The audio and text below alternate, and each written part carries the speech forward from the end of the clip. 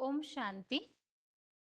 भगवत गीता श्लोक क्लास में आज के टेस्ट के लिए श्लोक नंबर है This 17वें meeting is अध्याय being का। recorded. ओम शांति। भगवत गीता श्लोक क्लास में आज के टेस्ट के लिए श्लोक नंबर है 17वें अध्याय का 28वां श्लोक।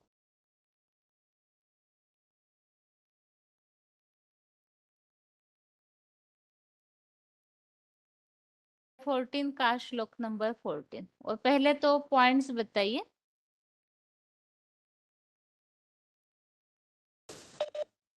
ओम शांति बहन जी। हाँ जी। श्लोक नंबर है 17 का 28। अश्रद्धया हुतम दप्तम तपः तप्तम कृतम च यत् असत इति उच्यते पार्थ न च तत् प्रेत्य नो यः। हे पृथ्वीराज, अश्रद्धा पूर्वक यज्ञ सेवा दान देह के कष्टों भरे तापदायी तप और जो अच्छा भी कर्म किया असत ऐसे कहा है। श्रद्धा लभते ज्ञानम, श्रद्धावान लभते ज्ञानम। अश्रद्धालु का वह तप दानादि न मरकर और न इस असार संसार में फलदायी है। मिश्री नंबर 1040। आज यहाँ एक बात करेंगे। यहाँ ज्ञान में आए, निश्चय बुद्धि बने तो यहाँ आकर एक के बात करेंगे, पर जब यहाँ से टूट जाएंगे तो वहाँ जाकर के दूसरी बात करेंगे। उनका ज्ञान ही सारा बदल जाता है। डिसर्विस बहुत कर लेते हैं, सत्यानाश हो जाती है। क्या होती है सत्यानाश होना? माना जब झूठी बातें दूसरी जगह जाकर सुनावेंगे तो सत्य का नाश किया या सत्य को आबाद किया, सत्य को नाश कर दिया, माना वो सत्य की सच्ची दुनिया में नहीं आवेंगे। अभी अभी निश्चय बुद्धि अभी अभी संशय में आ जाते हैं। तो श्रद्धावान लभते ज्ञानम, भगवान अपने बच्चों को मूर्ख बनाने नहीं आया है। अंधश्रद्धा अंधविश्वास ही बनाने नहीं आया है। श्रद्धा विश्वास अच्छी चीज है, अंधश्रद्धा अंधविश्वास अच्छी चीज नहीं है। तो श्रद्धावान लभते ज्ञानम, ईश्वरीय ज्ञान कौन प्राप्त कर सकता है? जो श्रद्धावान है वही इस ईश्वरीय ज्ञान प्राप्त कर सकता है। जो अश्रद्धालु है वो ईश्वरीय ज्ञान प्राप्त नहीं कर सकता है, उसका दुरुपयोग करेगा। जो अश्रद्धालु है उसको नहीं सुनाना चाहिए। और श्लोक नंबर है 14 का 14। यदा सत्वे प्रवृद्धे तु प्रलयम यान्ति देहभूत तदा उत्तम विदाम लोकान अमलान प्रतिपद्यते। ओम शांति बहन जी। ठीक है, आगे बताइए। ओम शांति दीदी। हाँ जी। वार्तालाप नंबर हलो 969 का। बाबा कहते हैं काशी कलबट खाते हैं तो कुएं में कूदते हैं। कुएं में अंधेरा है या रश्मि है? अंधेरा ही है। अंधेरे में कूदना माना अंधकार में कूदना। अज्ञान में कूद जाना। अंधविश्वास ने अपने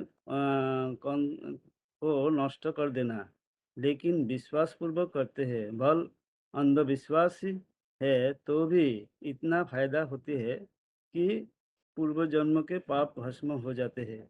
लेकिन ये नहीं कि शरीर से तेजी, लेकिन नए शरीर से तेजी पाप शुरू हो जाती है। बाकी ऐसे नहीं कि बिना समझे बुझे अंधश्रद्धापूर्वक अंधे हो गए है तो काल कंटक दूर हो जाएगा। सदा के लिए सद्गति हो जाएगी नहीं। ये आप आजकल की प्राप्ति है। अंध श्रद्धा से अंधी भक्ति है अल्पकाल की प्राप्ति होती है।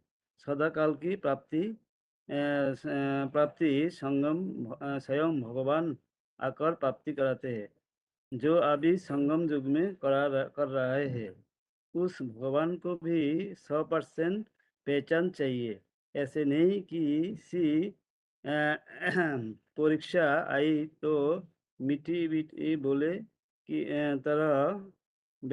बेले की तरह एक ठोकर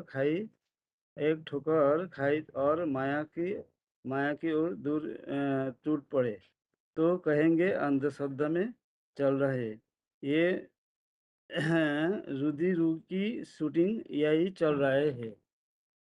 दूसरी जगह नहीं होती है। ऐसे देवी ऊपर बोले चढ़ना कोई ऐसे सीट को नहीं पहचान पाते हैं, लेकिन ब्रह्मा कुमार कुमारियों के ऊपर अर्पण हो जाते हैं। तन मन धन सब कुछ निछावर कर देते हैं। उनकी कहते हैं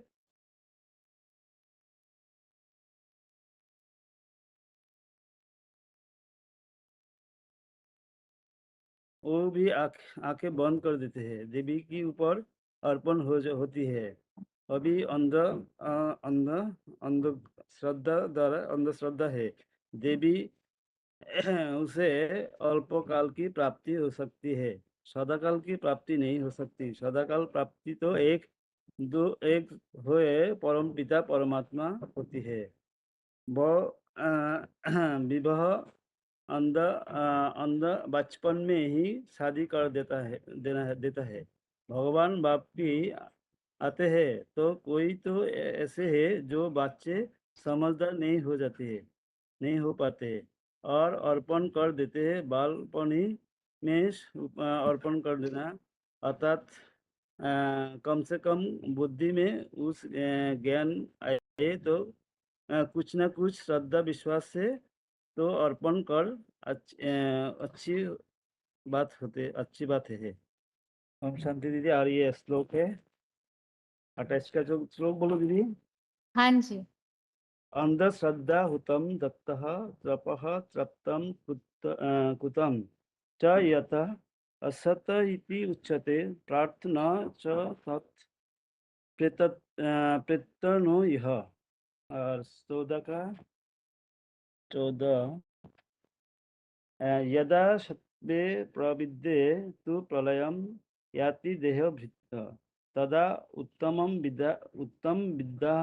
विद्यां लोकान् अमलान् प्रतिपद्यते। ओम शांति। ओम शांति। हेलो हाँ जी। हेलो। ओम ओम शांति। शांति दीदी। 26429 रोल नंबर है। 70 का 28 बताई। श्रद्धया हृतम दत्त तपः तत्व प्लुतं च यत असतम इति उच्यते पार्थो न तत् प्रिया नो यः। हे पृथ्वीराज श्रद्धा पूर्वक यज्ञ तप ज्ञान देह के कष्ट भरे तापदायी तप कर जो इच्छा भी कर्म किया असत ऐसे कहा है। श्रद्धा भाव के ज्ञान अश्रद्धा का यह तप दानादि जो मरकर अहुर यह असार संसार में कहलाते। अर्थात जो श्रद्धा भाव के जो सेवा यज्ञ सेवा करते हैं व तप दान जो सेवा करते हैं ये निष्ठ बुद्धि कभी भी अनिष्ट बुद्धि नहीं होता है। जो अनिष्ट निष्ठ हो जाता है ये अल्प काल का प्राप्ति होता है। ये द्वापर काल का नहीं है। ऐसा उत्तम संगम युग पर होता है। जो ईश्वरों का द्वारा भगवान का द्वारा जो श्रद्धा भाव के जप तप कर्म जो करता है इससे सदा काल के प्राप्ति होता है। सदा काल के प्राप्ति होता है। गायत्री बताई श्रद्धावान लभन्ते 9 का 33 में श्रद्धावान लभन्ते ज्ञान तत्पर शयन्ते इंद्रियाः ज्ञान लब्धे परम शांति अचरणीय अधिगच्छति। अर्थात जो श्रद्धा भाव में करते हैं इससे शांति पाता है। 14 बताई देंगी। यदा सत्य प्रबुद्धेतु प्रलयं जाति देहभूत तदा तदा उत्माविदः विद विदं लोकान् अमलान् प्रतिविध्यते। अर्थात जो कल्पांत में जब देहधारी ब्रह्मावस्थ योग द्वारा ब्राह्मण वस्त्र का सत्य गुण अति करने पर महाविनाश की अल्पकालीन महामृत्यु पाता है, तब तो यह पुरुषोत्तम संगम में ही पुरुषोत्तम के जानने वाला ही निर्मल स्वर्गीय लोक में देवताई पीढ़ियों में जाते हैं। जो माने श्रद्धा भाव जो करता है ऐसे से स्वर्गलोक पाता है। एक परम पिता परमात्मा अव्यभिचारी याद कोई याद नहीं आता है, ये कोई याद नहीं आता है। ऐसे जो करता है स्वयं परम पिता परमात्मा को पाता है। ओम शांति दीदी। ठीक है आंटी जी।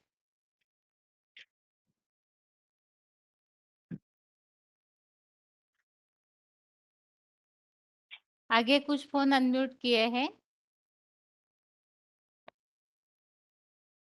हाँ दीदी। हाँ जी। हाँ जी दीदी। ओम शांति। शांति। हाँ जी। ओम शांति। ओम शांति। हाँ जी।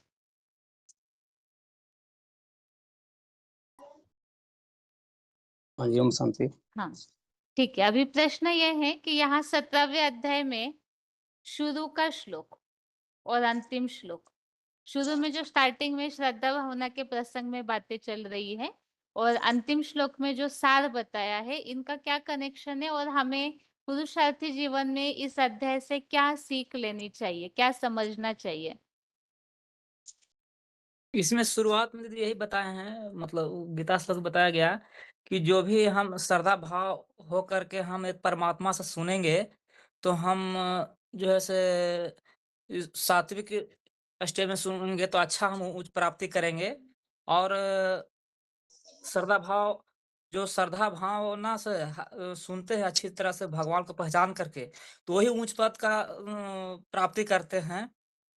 और जो राजोगुण और तमोगुण जो उसमें भी जो भाव 3 कैटेगरी के जो सत्वरजतम जो 3 गुणों से प्रसार होता है, तो उस गुण जो जिस स्टेज में सुनते हैं उसका जो प्राप्ति भी उस हिसाब से उनका प्राप्ति होता है। और अंतिम स्टेज में जो 28 लास्ट में ही बताया गया कि जो हम यज्ञ तप जो करते हैं, हम ईश्वरीय सेवा में जो हम यज्ञ तप करते हैं, दान करते हैं, तो सात्विक दान होना चाहिए और सात्विक दान होना चाहिए और गुप्त दान होना चाहिए। गुप्त दान महाकल्याण जो बोला गया है, तो हमें इस संकल्प से करना चाहिए। और उसमें यही बताया कि जो ओम तत्व जो बताया गया सत्य, कि वो 3 मूर्तियों को जो हम पहचान करके और जो हम जो उसमें जो मुख्य जो एक जो मकरंदधारी जो है, जो बाप शिव बाप जिसको प्रत्यक्ष करते होते हैं, तो वही जो है सत्य है। और उस सत्य को ही पहचान करके हमें सारा प्राप्ति होना है। हाँ दीदी। हाँ जी। तो ये इसमें ये बताया है जैसा अभी जो ये जो शास्त्र का जो विधान को छोड़कर जो अपने मन मत पर ऐसा कर्म करने वाले जो मनुष्य होता है, उसमें जो सच्ची गीता संविधान का बात से भी वो नहीं ताल्लुक रखते हैं और अपने मन मत के अर्थ ये करते हैं, ये सब बताया है। इसमें बताया है कि ये 3 प्रकार का मनुष्य का जीवन शैली होता है। एक तो सात्विकी, एक तो राजसी और एक तामसी होता है। मनुष्य हर प्रकार का खान पान में भी कोई सात्विकी भोजन होते हैं, उनमें रसीला चिकना जो आयु को बढ़ाने वाला होता है। और कोई भोजन ऐसा भी मनुष्य करते हैं जो राजसी भोजन होता है, जैसा नमकीन, कड़वे, खट्टे ऐसा भोजन करने वाले राजसी वृत्ति के होते हैं। और जो तामसी होते हैं जो बासी, सड़ा हुआ, स्वादहीन, अपवित्र भोजन और दूसरों को बासी खाने वाला होता है, ऐसे होते हैं। तो इसमें हमको ये सीख मिलती है कि मनुष्य का जीवन कैसा होना चाहिए, जैसे मनुष्य से कैसे आचरण करना चाहिए, बड़ों को कैसे आदर करना चाहिए, और गुरुजन को कैसे हमको पूज्य जानना चाहिए, संविधान के अनुसार कैसे चलना चाहिए, ऐसा करने वाले सात्विक मनुष्य होते हैं। और जो लास्ट में तो ये बताया है कि जो अंधश्रद्धा पूर्वक करने वाले न इस जन्म में उनको प्राप्त होता है, न और मरकर भी प्राप्त नहीं होता है। तो इससे जो भगवान आके हमको जो सीख सिखाना चाहते हैं, वो जो सीखने वाले होते हैं वो भगवान के पूरा नियम अनुसार चलकर अपने जीवन को अच्छा भी बना सकते हैं। अगर भगवान का ज्ञान पाकर प्राप्त करके वो अगर भगवान के श्रीमत के अनुकूल नहीं चले तो सबसे खराब मनुष्य भी इस संगम में बन सकते हैं। ऐसा ही समझ लीजिए। हेलो। संतु हाँ जी। हाँ जी, जी। इसमें बताया गया सर्वशास्त्र शिरोमणि श्रीमद् भगवद गीता का जो विधान है वो त्रिकालदर्शी परमपिता परमात्मा जो बुद्धिमान का बुद्धि है उसका ही शासन तंत्र है। उसको पालन करना, उस पर चलना ये परम सौभाग्य और कल्याण की बात है। अपितु उसके लिए जो श्रद्धा विश्वास चाहिए वो भी गीता विधान अनुयायी हो। परंतु ये श्रद्धा यदि मनमत परमत या भक्ति भाव वाला होगा वो तो संपूर्ण बेसमझ ही हो गया। तो ईश्वरीय विधान को छोड़कर कोई भी यज्ञ सेवा करते हैं वो तो कोई काम का नहीं रहा। अर्जुन का जो सवाल है, श्रद्धा भाव से जो यज्ञ सेवा किया जाता है तो उसका संयमियों की शूटिंग कैसे होती है? श्रद्धा भी एक्यूरेट पहचान के आधार पर हो। कोई पत्थर को सदा करेगा तो बुद्धि पत्थर बन जाएगा ना, पारस तो नहीं बनेगी। इसलिए श्रद्धा भाव श्रीमत अनुकूल में हो। जो बताया 3:31 में, ये में मतम इदम नित्य अनुष्ठितंति मानवा श्रद्धावंतु अंशुयंतु मुच्यते तेऽपि कर्म भी। तो कर्म बंधन से मुक्ति होने के लिए श्रद्धा भाव अच्छी रीति पहचान से हो। वो तो पहचान नहीं है, वो तो श्रद्धा फिर किस बात का नहीं है ना। इस बात को तो और स्पष्ट किया। और बाकी दूसरे जो आपका मान लास्ट शुल्क अंतिम शुल्क है, अंतिम शुल्क में जो बात बताई इसमें तो अश्रद्धा पूर्वक आहुति दिया गया। यज्ञ दान तप जो कुछ किया जाता है सब असत हो जाता है। तो मतलब इस कार्य को जो फल है इस लोक में ना परलोक में अथवा संसार में कभी फलीभूत नहीं होगा, क्योंकि सदाशिव ज्योति जो है वो सदा सत है। जिस द्वारा यज्ञ रचते हैं उसे पूरा आप समान बनाते हैं, सत बनाते हैं। तो यज्ञ सेवा हमको विशेष प्यार लगन और श्रद्धा पूर्वक परम आदर पूर्वक करना चाहिए। इधर की बात उधर करने वाला जिनका निश्चय नहीं है, जिसको बोला अज्ञ अश्रद्धाचु संशयात्मा विनशंति नाय लोको अस्ति न परो न सुख न संशय आत्मा। जो संशय आत्मा है ना इस लोक में ना परलोक में सुखी हो पाएगा। अश्रद्धानं पुरुषा धर्म सस्य परम तत्व अप्राप्य वा निवर्तन्ते मृत्यु संसार आत्मनि। बाबा ने स्पष्ट किया है ज्ञान में आने के बाद कोई में जब निश्चय बुद्धि है तो यहाँ की बात करेंगे, और जब निश्चय बुद्धि उनका माने हट जाता है तो फिर जब यहाँ से हट के दूसरे स्थान जाएंगे तो दूसरी तरह की बात करेंगे। मतलब दुगला हो गया ना, दैत्य बन जाते हैं।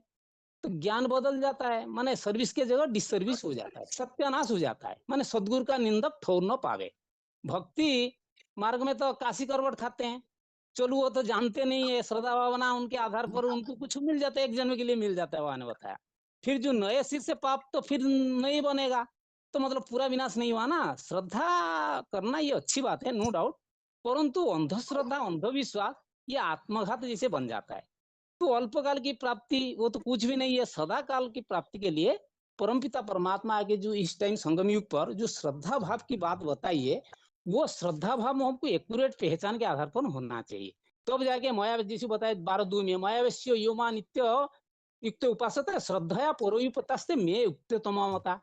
और 12:20 में क्या बताया, ये तो धर्मामुत्तम इदम यथोक्तम प्रयास होते श्रद्धानां मत परमा भक्तास्ते अतीव प्रिया। जो 12:8 से लेके 12 से लेके 12:20 तक जो माने श्रेष्ठ धारणामृत ज्ञान की धारणामृत बताया गया है, जो हमारा गीता विधान में जो हमारा मुरली में डेली बाबा रोज रोज पढ़ाते हैं, तो वही तो श्रेष्ठ धर्म का अमृत है। उसको जो श्रद्धा नियम पर रेगुलर पंक्चुअल होके पढ़ेगा तो वो भगवान का सबसे प्रिय होगा। और 17:3 में बताया था सत्यानुरूपा सर्वस्य श्रद्धा भवति भारत श्रद्धामय अयं पुरुष ये अच्छद सएव स। यदि विधि को छोड़ के अविधि पूर्वक विधिहीनम असृष्टान्नम मंत्रहीनम अदक्षिणम श्रद्धा विरहित यज्ञ तामस परिचय, तो तामस यज्ञ हो गया। मैंने दिखाने की बात है, अन्य को प्रदर्शन करना, कामात्मना स्वर्ग पुरा जन्म कर्म फल प्रदा क्रिया विशेष बोला भूश्चर्य गतिपति। तो भूग ऐश्वर्य को प्राप्ति करने के लिए दिखावटी करने के लिए इस प्रकार की श्रद्धा नहीं चाहिए।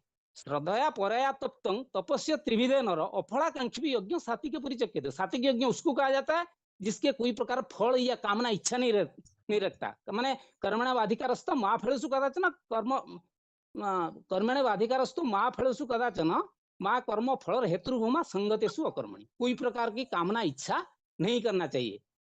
और इस प्रकार का श्रद्धा भाव होना चाहिए। बाकी बहुत सारे बात है इसमें, और कोई बताए? जी बहन जी, मैं बता रहा हूँ हाँ जी।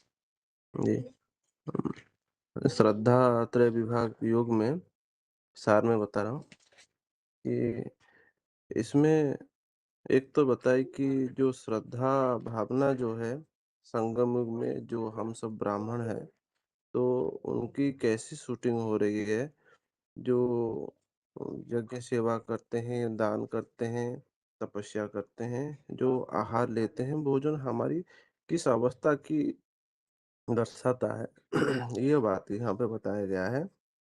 और बताया कि जो श्रद्धा भावना वाले जो होते हैं, जिनकी बाप के प्रति स्नेह और प्यार जो रहता है, उनकी जो प्राप्ति होती है वो तुरंत हो जाती है। वो अनुभव की बातें हैं, वो जो है अनुभव करेंगे जैसे बाप हमारे साथ हैं। और जो अश्रद्धालु जो होते हैं, तो उनको क्या होता है ना, उनको जितना भी दान पुण्य जो भी तपस्या करते हैं, उनको यहाँ इस संगम युग में, जो स्वर्णिम संगम युग में जो प्राप्ति होना चाहिए, वो प्राप्ति उनको नहीं होती है। ना कि मर कर के भी अगले जन्म में भी वो प्राप्ति होती है। क्योंकि कि उनके अंदर में जो श्रद्धा भावना होना चाहिए, वो श्रद्धा भावना नहीं होता है। तो इसके कारण जो भी दान तपस्या वो करते हैं, उनको वो प्राप्ति नहीं होता है। कारण क्या है? ना ब्रह्म वाक्य के ऊपर उनकी श्रद्धा भावना नहीं होता है। और जो बाप ये मुकर शरीर में आए हुए हैं, उस उनके प्रति और मतलब अटल निश्चय नहीं होता है। इसी कारण से वो प्राप्ति से वंचित हो जाते हैं। इसलिए भगवान बताते हैं कि जो ईश्वरीय ज्ञान है, उसको कौन प्राप्त कर सकता है? ना जो श्रद्धावान लभते ज्ञानम, ज्ञानम लब्धा परम शांति। वो इसी जन्म में, इसी शरीर में, इसी संगम युग में, क्योंकि सतयुग से भी पुराना ये संगम युग है, तो इसी जन्म में शुभ स्थिति के रहने के कारण वो इसी जन्म में ही नष्टो मोह स्मृति लब्धा होने के कारण सारी प्राप्ति इसी संगम युग में भी वो अनुभव कर लेता है। क्योंकि जो इस सृष्टि का जो हीरो पार्टधारी आत्मा है, जो हीरो को पहचान लेता है, तो उसको सारी चीज मुहैया हो जाता है। और जो अश्रद्धालु जो होते हैं, उसको जो ईश्वरीय ज्ञान की प्राप्ति नहीं हो पाता है। माने उनका जो मुरली तो सुनते हैं, ज्ञान तो सुनते हैं, लेकिन उनके अंदर में वो ज्ञान की गहराई बातें उनके अंदर में समझ में नहीं आता है। मतलब बुद्धि का ताला उनका नहीं खुलता है। इसलिए बाबा बोलते हैं कि मैं बुद्धि का ताला नंबरवार स्वर्णिम संगम युग में बच्चे का खोलता हूँ। क्योंकि ये ज्ञान बड़ी सूक्ष्म है। और बाबा जो बताते हैं ये आत्मज्ञान है। और सूक्ष्म ज्ञान, ज्ञान की गहराई में जाने के लिए उतनी श्रद्धा भावना होना चाहिए। और इसी तरह से ये ज्ञान की प्राप्ति हो सकता है। और इसमें कोई भी मुरली सुने तो उसको ध्यान पूर्वक पूरा उस मुरली को समझना है कि ये मुरली जो हमने सुने, ये हद में क्या होता है, बेहद में क्या लागू होता है, और सब में उसको टैली करना है। एक तपस्या तप के बारे में बता रहे हैं महावत जैसे बताएं कि दैहिक तप क्या होता है ना, वो दैहिक तप कर रहा है तो वो ब्रह्मचर्य का पालन करेगा। क्योंकि पवित्रता जहाँ होता है, वहीं पर ही ज्ञान धन की जो बात है ना, शेरनी के दूध सोने के बर्तन में ठहरती है। इसी तरह पवित्रता रहेंगे जो, उन्हीं के अंदर में ज्ञान बुद्धि में ठहरेगा। उन्हीं के अंदर में सरलता शुद्धता रहेगा। और ठीक है। वही वाणी का तप भी करेंगे। किसी को उद्वेग भरी बातें नहीं करेंगे। बाबा जैसे बताते हैं, मीठा बोलो, कम बोलो, धीरे बोलो। उनके अंदर में ये लक्षण दिखाई देने पड़ेंगे। और मानसिक तप करेंगे, जिसके बाबा ने बताया कि आत्म संयम, हर समय आत्म स्थिति में रहना, शांत भाव में रहना। और जो अपनी जो संकल्प विकल्प है, उसको शुद्ध बनाना। मतलब जैसी भी परिस्थिति हो, लेकिन अपने को हर समय में संकल्प जो है शुद्ध करना है। क्योंकि हमारे जो वाइब्रेशन है, ये वाइब्रेशन हम इसी संगम युग में ही बना रहे हैं। तो यह वाइब्रेशन जो है टोटल हमारा ब्रॉड ड्रामा में भी शूटिंग करेगा। तो इसीलिए संकल्प को शुद्ध बनाना ज़रूरी है। और बाबा तो भोजन के बारे में बताएँ बहुत कुछ। इस श्लोक में ही सारी चीज़ बता दिए हैं कि आप अपना शूटिंग कैसे कर रहे हो, किस अवस्था में आप हो। तो ये जानने के लिए ये 17 अध्याय का श्लोक बहुत मुख्य है। ओम शांति बहन जी।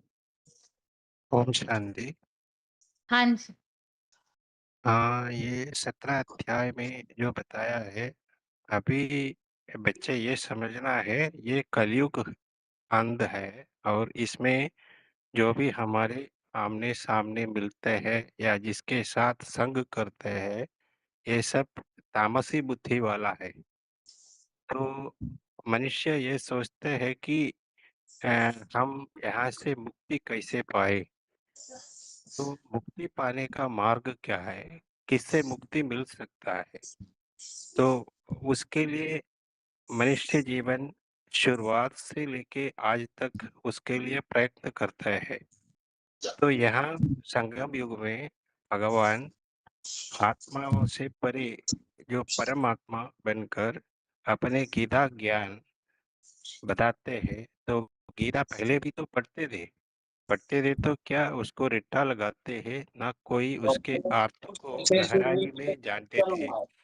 तो उस अर्थ को बच्चों को बता के उनको उनके बुद्धि जो भ्रमित बुद्धि है उसमें से तीव्र बुद्धि बनकर भगवान की पहचान खुद देने के लिए पहले बाप के रूप में बच्चे हो गया, ब्राह्मण बन गया। ब्राह्मण से फिर उनको देवता बनाने के लिए वो बच्चा बुद्धि से अच्छा बुद्धि या बड़ा बुद्धि बनकर उनको ज्ञान से ज्ञान के परिणाम स्वरूप तो आत्मा जो है वो नीचे अवस्था में जो कला बिल्कुल कलाहीन हो गया है उसको कला से भरपूर करने के लिए गीता का ज्ञान देने के लिए ये संगम युग में आया है। तो उस भगवान को पहचान करना क्योंकि मन जो है वो चंचल बुद्धि है। चंचल बुद्धि से भ्रमित बुद्धि से एकाग्र बुद्धि करने के लिए वो भी कैसे ज्ञान है तो भगवान कैसे है, कहाँ रहते हैं, भगवान किसको कहते हैं, क्यों भगवान है। तो बाबा बताते हैं कि भगवान नॉलेजफुल तो नॉलेजफुल क्यों? क्योंकि उनकी तीनों काल में उनकी कोई जन्म, मृत्यु आदि कुछ नहीं है। वो हमेशा तीनों काल में एक ही भाव में रहते हैं। वो बिंदु स्वरूप है। वो बिंदु स्वरूप इस साकार सृष्टि में अव्यक्त मूर्ति के द्वारा बच्चों को समझाने के लिए मनुष्य के शरीर द्वारा, उनके यंत्र द्वारा हमें समझा रहे हैं कि बच्चे तुम मेरे याद करने से तुम पिछले 84 जन्मों में किए हुए पापों को नष्ट करके तुम नष्ट बुद्धि से श्रेष्ठ बुद्धि बन जाएंगे। तो तुम अभी राजा बन सकते हैं। तो राजा जो है वो अपने जन्म को जैसे बाबा मुरली में बोलते हैं आधा रैयत और आधा उसमें। तो ऐसे जितने दुनिया में जो सुख है उसके आधा सुख वाले परिवार में आप जन्म ले सकते हैं। तो इसमें अश्रद्धा नहीं करना है, अश्रद्धा क्योंकि श्रद्धा इसने गीता में भी बोला है श्रद्धावान लभते ज्ञानम। तो श्रद्धा जो है सबसे बड़ी चीज है। तो अगर एक ग्लास दूध में एक बूंद भी विष पाएगा तो पूरा ग्लास के दूध विषमय हो जाते हैं। तो हमेशा तुम्हारे बुद्धि मेरे में लगाकर तुम सद्भाव में रहेंगे। तुम्हारा आत्मा जो है वो परिशुद्ध बन के सत की दुनिया में जा सकता है। बाकी ये जो वेद, ग्रंथ, पुराण ये सब मनुष्य की निर्मिती है। इसमें सत असत इसको समझना बहुत मुश्किल है क्योंकि वो किसी ने लिखा है अपने मनमत में मिक्स करके लिखा है।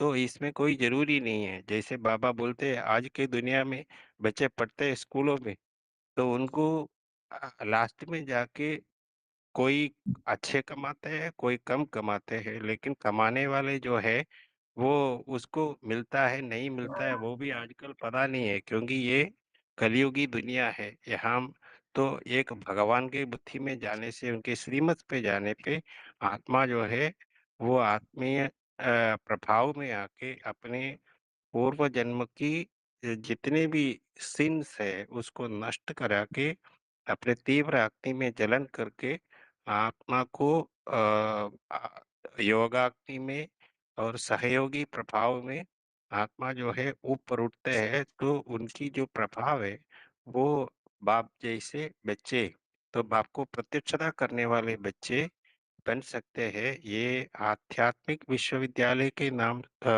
और कार्यार्थ में बच्चों को ये गीता ज्ञान अभी संगम युग में देता है, तो बच्चे उसमें पढ़ने लायक बच्चे उनको ध्यान दे के पढ़ते हैं, तो उनको भी इस तरीके से बन सकते हैं। ये मैसेज इस श्लोक के अर्थ में हमें बाबा बताते हैं। ठीक है।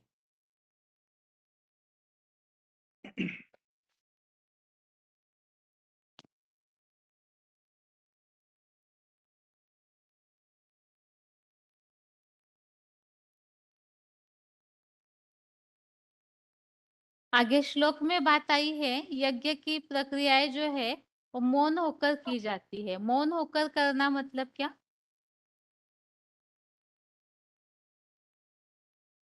मौन होकर करना मतलब इसमें ये बताया बाबा ने कि मैंने भूमध्य में स्थित अष्टारूप आत्मा की स्मृति में रहना,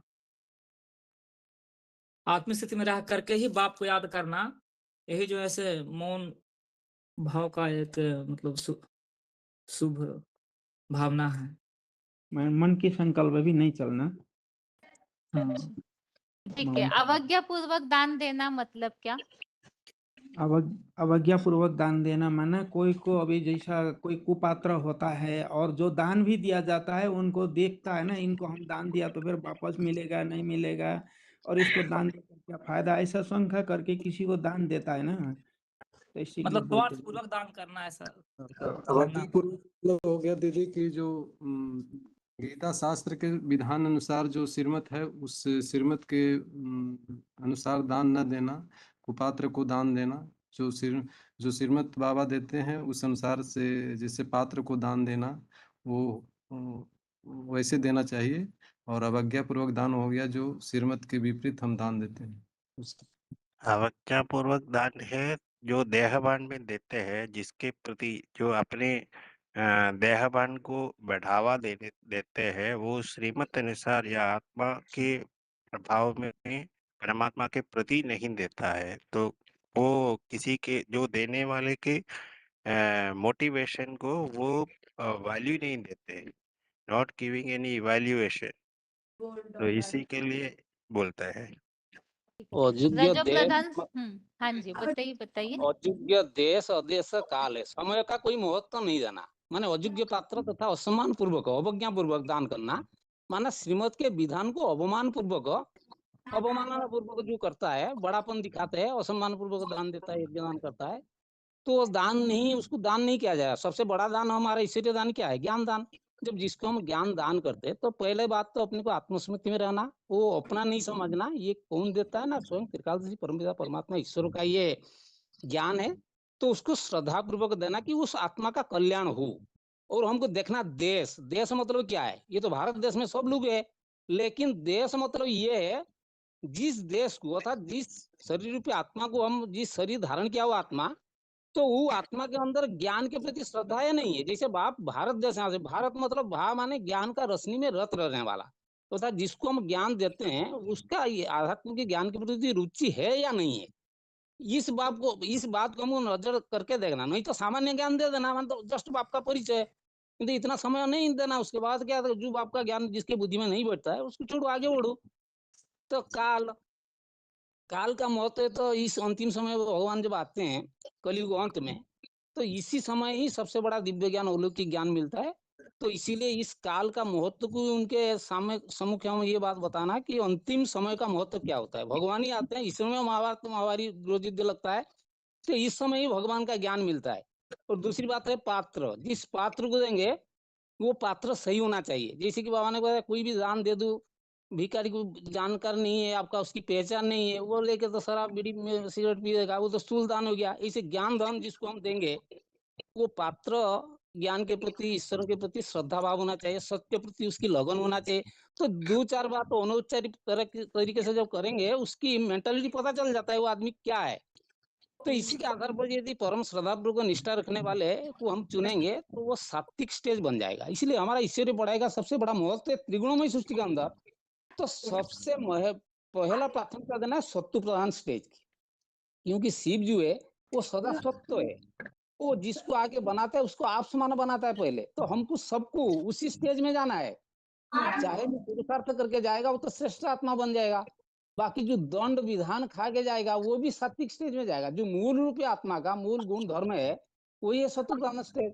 तो उसी स्टेज को प्राप्त कराने के लिए जो भगवान आया है, 3 जो गुण है इसको जानना बेहद जरूरी इसीलिए है कि हमको सदैव सत्व प्रधान स्टेज को चुनना है। उसी स्टेज में कायम रहना, चाहे यज्ञ तप माने जो कुछ कर्म हम करते ईश्वरीय सेवा के अंदर, तो सब हमारा सात्विक स्टेज में होगा। मतलब परम याद पूर्वक श्रद्धा पूर्वक करेंगे तो बढ़िया शूटिंग होगा। जी बहन जी, रजो प्रधान सेवा किसे कहा जाता है? रजो प्रधान सेवा में क्या क्या आता है? जो प्रधान सेवा में जी प्रधान सेवा में दान अगर कुछ देते हैं तो सेवा, उसके बदले रजो प्रधान सेवा। बाबा बोलना है राजो प्रधान सेवा में ऐसा है कि कोई जो ऐसे सेवा कर रहे हैं और मतलब देवभान से कर रहे हैं या मतलब करके मैंने दूसरे को बता रहा है या मतलब दिखावा कर रहे हैं, और एक कोई सेवा कर रहा है, भल सेवा कर रहा है, सात्विक सेवा कर रहा है, और दूसरा कोई अगर गलत मतलब कुछ बोल भी रहा है तो उसको सहन करके सेवा कर रहे हैं।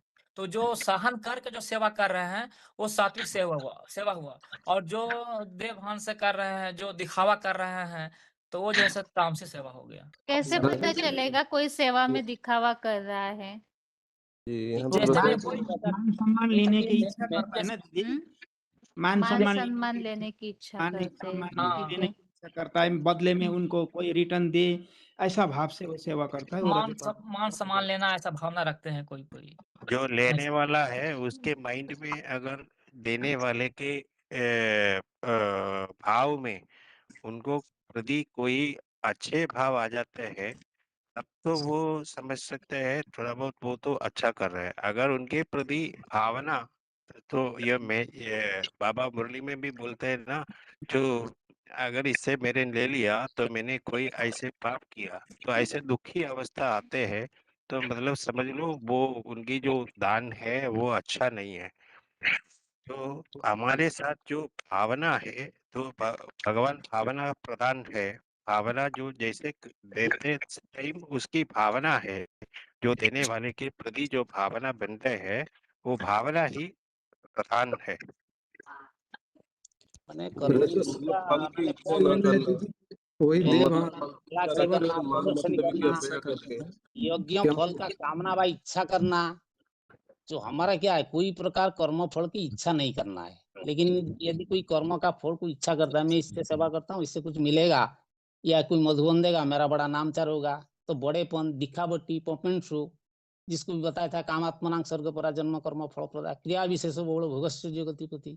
तो मतलब बहु प्रकार का आशा कामना रख के जो ईश्वरीय यज्ञ सेवा करते हैं, तो ये माने ठीक सत्वगुणी सेवा का विपरीत हो गया। तो इसीलिए इस सेवा का फल, सेवा किया तो फल तो मिलेगा, लेकिन इसका फल बहुत कम मिलेगा। इस द्वापर कलयुग से थोड़ा बहुत उनको मिल जाता है, लेकिन इतना बड़ा प्रारूप इसमें नहीं मिलता।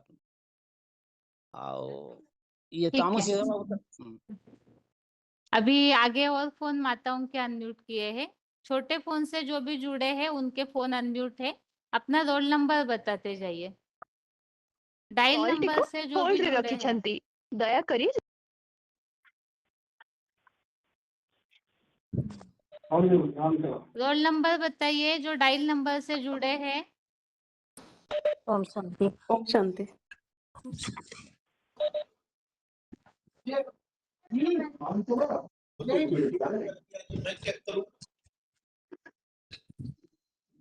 23214 क्या 23214? हाँ जी, हाँ जी, हेलो हाँ जी।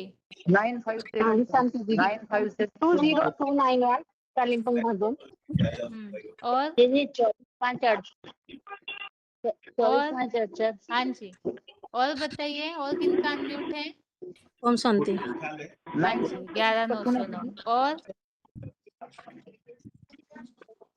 हेलो हाँ जी, 9572 लातूर। सुना माता जी आपका, सुना। ठीक है, अभी प्रश्न है आगे आप लोगों के लिए।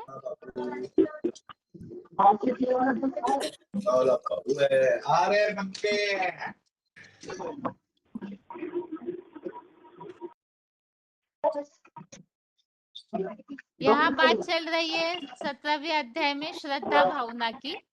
तो अगर हम श्रद्धा भावना से सेवा कर रहे, दान कर रहे हैं, तो श्रद्धा भावना सहित दान तप, इसे यहाँ किस तरह से समझाया गया है 17वें अध्याय में?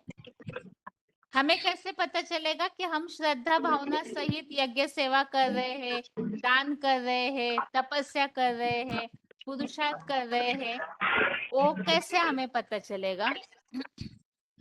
हमको ऐसा लगेगा कि जैसे हम हमारा अंदर खुशी बढ़ते जाएगी।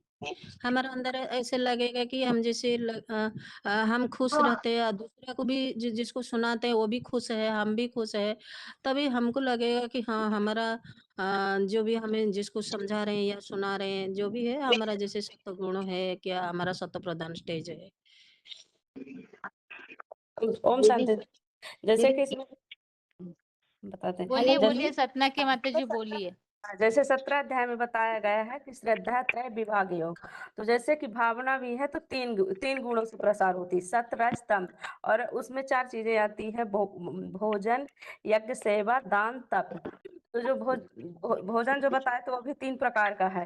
तो जो 3 प्रकार का है तो उसमें जो सात्विक भोजन है उसमें रसीले चिकने जो आयु बुद्धि बल को बढ़ाता है। जो राजो प्रधान बताया है मेन बात बताइए माता जी, मेन बात हम श्रद्धा से कर रहे हैं उसकी निशानी बताइए।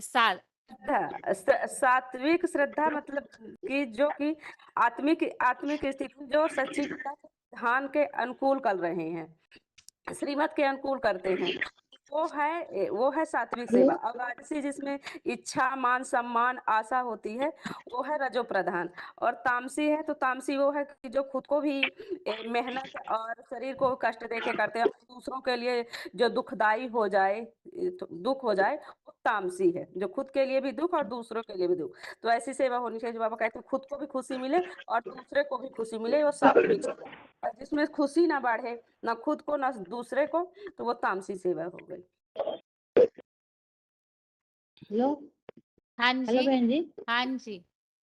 जो श्रद्धावान व्यक्ति ना विमुख का श्रद्धा पालन करते हैं, वो भी कर्म बंधन से छूट जाते हैं। दीदी दीदी मैं बताऊं? बताइए। हाँ दीदी, इसमें बताया है कि 3 प्रकार की श्रद्धा भी होती है, 3 प्रकार का भोजन भी होता है, 3 प्रकार की सेवा भी होती है, सात्विक, राजसी और तामसी। तो इसमें हमें कैसे, आपने पूछा कि कैसे श्रद्धा से, तो श्रद्धा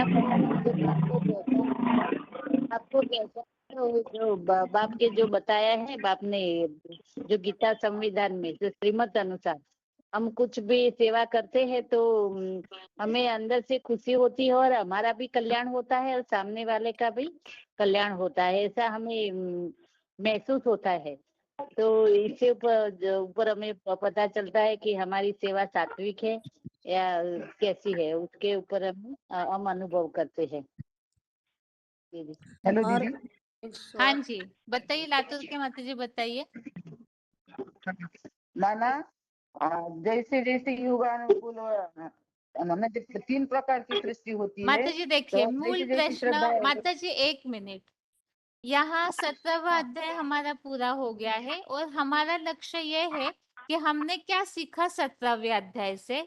इसीलिए प्रश्न ये पूछा है कि हमने श्रद्धा भावना से सेवा की तब किया, तो उसका रिजल्ट हमें कैसे पता चलेगा? हम कर रहे हैं या नहीं कर रहे हैं, ये हमें कैसे पहचान में आएगा? तो वो बातें मुरली के आधार से या गीता में जो शब्द आए हैं उस आधार से बताइए कि हम अभी वर्तमान समय में पुरुषार्थ सही कर रहे हैं या नहीं। क्योंकि ज्यादातर ऐसे हो रहा है कि सही ज्ञान की परख न होने के कारण बिखर जा रहे लोग, कहीं ना कहीं और लोगों को पकड़ लेते हैं। तो इसीलिए ही हमें अपने आप से जज करना आना चाहिए ना कि हम सही कर रहे हैं या नहीं। चाहे हम सेवा कर रहे हैं यज्ञ की, चाहे हम दान कर रहे हैं, चाहे हम तपस्या कर रहे हैं। तो यहाँ 17वें अध्याय में सात्विकता को महत्व दिया है। तो मुरलियों की ऐसी बातें बताइए या ऐसे श्लोक की बातें बताइए पूरे गीता में से, जिससे ये समझ में आए कि हम जो कर रहे हैं वो सही कर रहे हैं। हाँ बहन जी, मैं बताऊं? हेलो दीदी, मैं बताऊं? मैं बताऊं? 1 मिनट रुकिए, पहले लातूर के माता जी को बोलने दीजिए, फिर बताइए। लातूर के माता जी आप बोलिए। बात ये अध्याय 17 का तीसरे में वो है ना, तीसरा में है ना, वो तो आ सकता है ना दीदी, तीसरा श्लोक। माना जैसी जैसी उसकी जैसा जैसा विश्वास है वैसा वो अपने अपने स्वभाव के अनुसार वो पुरुष अपने अपने जन्मानुसार श्रद्धा युक्त विश्वास से जैसे करता है वह शूटिंग काल में वैसे बनता है। ये नहीं हो सकता है दीदी, प्रश्न यानी जिस समझने प्रकार वो में सेवा करता माता जी भुवनेश्वर के माता है दोनों हेलो। बताइए। हाँ बहन जी, मैं बता रही हूँ हम्म, कि जैसे बाबा जैसे बोलते हैं ना, ज्ञान की बात, मुख्य बात है ज्ञान। ज्ञान का इतना हम्म, पराकाष्ठा होना चाहिए जो हम्म, कि सत्वगुण जैसे हमारा अंदर आएगा। क्योंकि बाबा बोलते हैं, ज्ञान आधा अधूरा ज्ञानी तो भगवान को पहचानने का कम है। तो अधूरा ज्ञानी तो जितना ज्ञानी इतना योगी, तो योग नहीं लगा पाते हैं। तो ज्ञान की हर मुख्य बात है ज्ञान। ज्ञान जितना जितना होगा इतना इतना हमें याद करेंगे। याद करने से क्या है, पाप कर्म विनाश होगा। पाप कर्म विनाश होगा तो सत प्रधानता बढ़ेगी और वाइब्रेशन भी हमारा निकलेगा और पॉजिटिव संकल्प, जैसे शुद्ध संकल्प हमारा अंदर आ जाएगा। और ऐसे पॉजिटिव वाइब्रेशन से हमारा क्या है, तो जैसे स्वर्गीय वाइब्रेशन जैसे है ना, हमारा मुख्य बात है वाइब्रेशन जो है ना, स्वर्गीय वाइब्रेशन। मैं बोले तो स्वर्ग में मरेंगे तो स्वर्ग में जन्म लेंगे। तो ऐसे ही हमारा जो वाइब्रेशन, जो हमारा मुख्य बात है कि देवता बनने का है, तो दिव्य गुण हमारा अंदर आ जाएगा। और फिर बताया कि जैसे हमारा जितना हमें याद करते हैं, मुख्य बात है याद करते जाएंगे तो क्या होगा, तो फिर विनाश काल में भी हमें व्यथित नहीं होंगे और हमारा वाइब्रेशन भी शुद्ध होते जाएगा। और स्वार्थ की गई से तो जैसे बताया कि जैसे आत्मा का जो है मुख्य बात है, आत्मा को जैसे परमात्मा मिला, लेकिन परमात्मा मिलने से क्या है, लेकिन परमात्मा मिलने से हमारा जो मूल लक्ष्य है मुक्ति, जीवन मुक्ति का, वो हमको प्राप्त होगा। और बताइए, और कौन जवाब देंगे? हेलो। चंचल मन को जो मेरी बात ये है, जो आपका चंचल मन को अभी भी चाहिए कि उसको मुझको स्थिर करके सदा याद करता है, वो भी श्रेष्ठ माना जाता है। वो श्रेष्ठ जोगी कहते हैं। हेलो। हाँ जी बताइए। ये जो दान देना, ये जो दान से हम सात्विक दान कर रहे हैं, तत्वप्रधान दान कर रहे हैं, नहीं कर रहे हैं, ये प्रश्न है। तो मुख्य बात है कि कोई भी कार्य करने से पहले कार्य और कारण का समझने की जरूरत है। हम किस लिए कर रहे हैं, हम किसका काम कर रहे हैं। अर्थात इसमें मुख्य बात आता है कि ज्ञान से पहचान होता है। तो हमको पहचान होना चाहिए कि हम किसके लिए कर रहे हैं, किसका कार्य कर रहे हैं। तो इसमें बात आता है कि जो श्रद्धावान है लभते ज्ञानम, श्रद्धावान लभते ज्ञानम तत्पर सृजतेन्द्रिय। तो ज्ञान के प्रति श्रद्धा जिनका होगा तो उनका लक्षण है कि वो इंद्रिय संयम के रूप के लिए ध्यान दें। क्योंकि कलयुग के अंत में आकर के आत्मा की सारी शक्तियां, चाहे ज्ञानेन्द्रिय चाहे कर्मेंद्रिय में सारे शक्तियां बिखर रहा है। तो वो इंद्रियों को संयम में जब ध्यान देंगे तो हमारे शक्ति का केंद्रीकरण होगा। शक्ति का केंद्रीकरण होने से हम सही कर्म कर पाएंगे। इसमें बोला कि यज्ञ सेवा, दान और तापोदय तप, ये जो 3 बात है, इसमें सेवा तो यज्ञ सेवा जो बात बोला, सेवा के लिए मुख्य गुण है सहनशीलता। सहनशीलता के आधार पर ही हम यज्ञ सेवा कर सकते हैं, क्योंकि जो सेवा करता है सेवा भी करे और 2 बात भी सुने। इसलिए बोला कि सेवक धर्म सबसे कठोर है। तो सेवा के लिए मुख्य धर्म है कि सहनशीलता के गुण धारण करें, और वो गुण आता है पवित्रता से, अर्थात एकाग्रता। एक के याद में रहते हैं तो पवित्रता एकाग्रता आती है, तब जाकर हम सहनशीलता के गुण धारण कर पाते हैं। और किसका कर्म है, किसके लिए कर रहे हैं, और ये भगवान के बच्चों की सेवा कर रहे हैं, तो जाकर के सेवा किया जा सकती है। और ये सेवा से रिजल्ट आता है क्या है कि लेने वाला संतुष्ट और देने वाला भी संतुष्ट, तो उसको उनको खुशी होता है और देने वाला दोनों को खुश होता है। तब जाकर के ये आप सात्विक दान कर रहे हैं बोल के पता चलेगा। इसी तरीके से दान देना है, दान देने में जिसके पास जो चीज होता है वो चीज वो दान देता है। तो इसमें बहुत सारे तो जो ब्रह्मावस्था वो स्थूल चीजों का दान कर लेते हैं, और दान करने के बाद दान जो दिखाई पड़ता है उस महत्व मिलता है। लेकिन दान वैसा होना चाहिए जो कि दूसरे को नजर में ना आए। गुप्त दान महाकल्याण बोला जाता है। किसी को दिखावा से दान नहीं देना। मैंने एक हाथ देने वाला दिखता था, लेने वाला इस तरह का गुप्त दान करने के लिए कि बाबा ने डायरेक्शन दिया है। तो दान है, दान में सर्वश्रेष्ठ दान है ज्ञान दान। ज्ञान दान भी देना सर्वश्रेष्ठ है, क्योंकि यही ज्ञान ही दान मिल देना।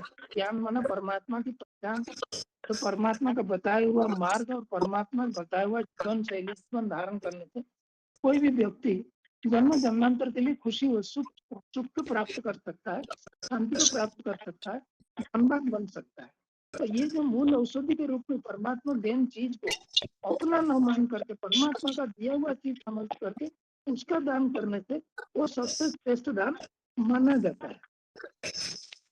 और दूसरा चीज है कि जो तापोदारी बोलते हैं, कोई भी कर्म करने से हम जब जोर जबरदस्ती करते हैं या शरीर को कष्ट देते हैं, वो क्या करते हैं, या तो दान करते हैं या तो त्याग करते हैं, वो तामसी तक हो जाता है, वो तामसी सिपा हो जाता है, तामसी हो जाता है।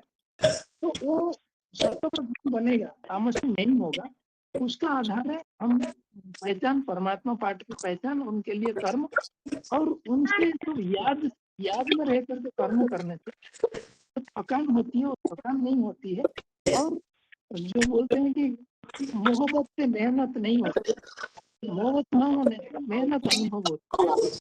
तो परमात्मा पहचान हो करके हम कर्म करते हैं, तो जो भी मुश्किलात, जो भी थकान होती है न होने के कारण वो शतप्रधान सेवा होता है।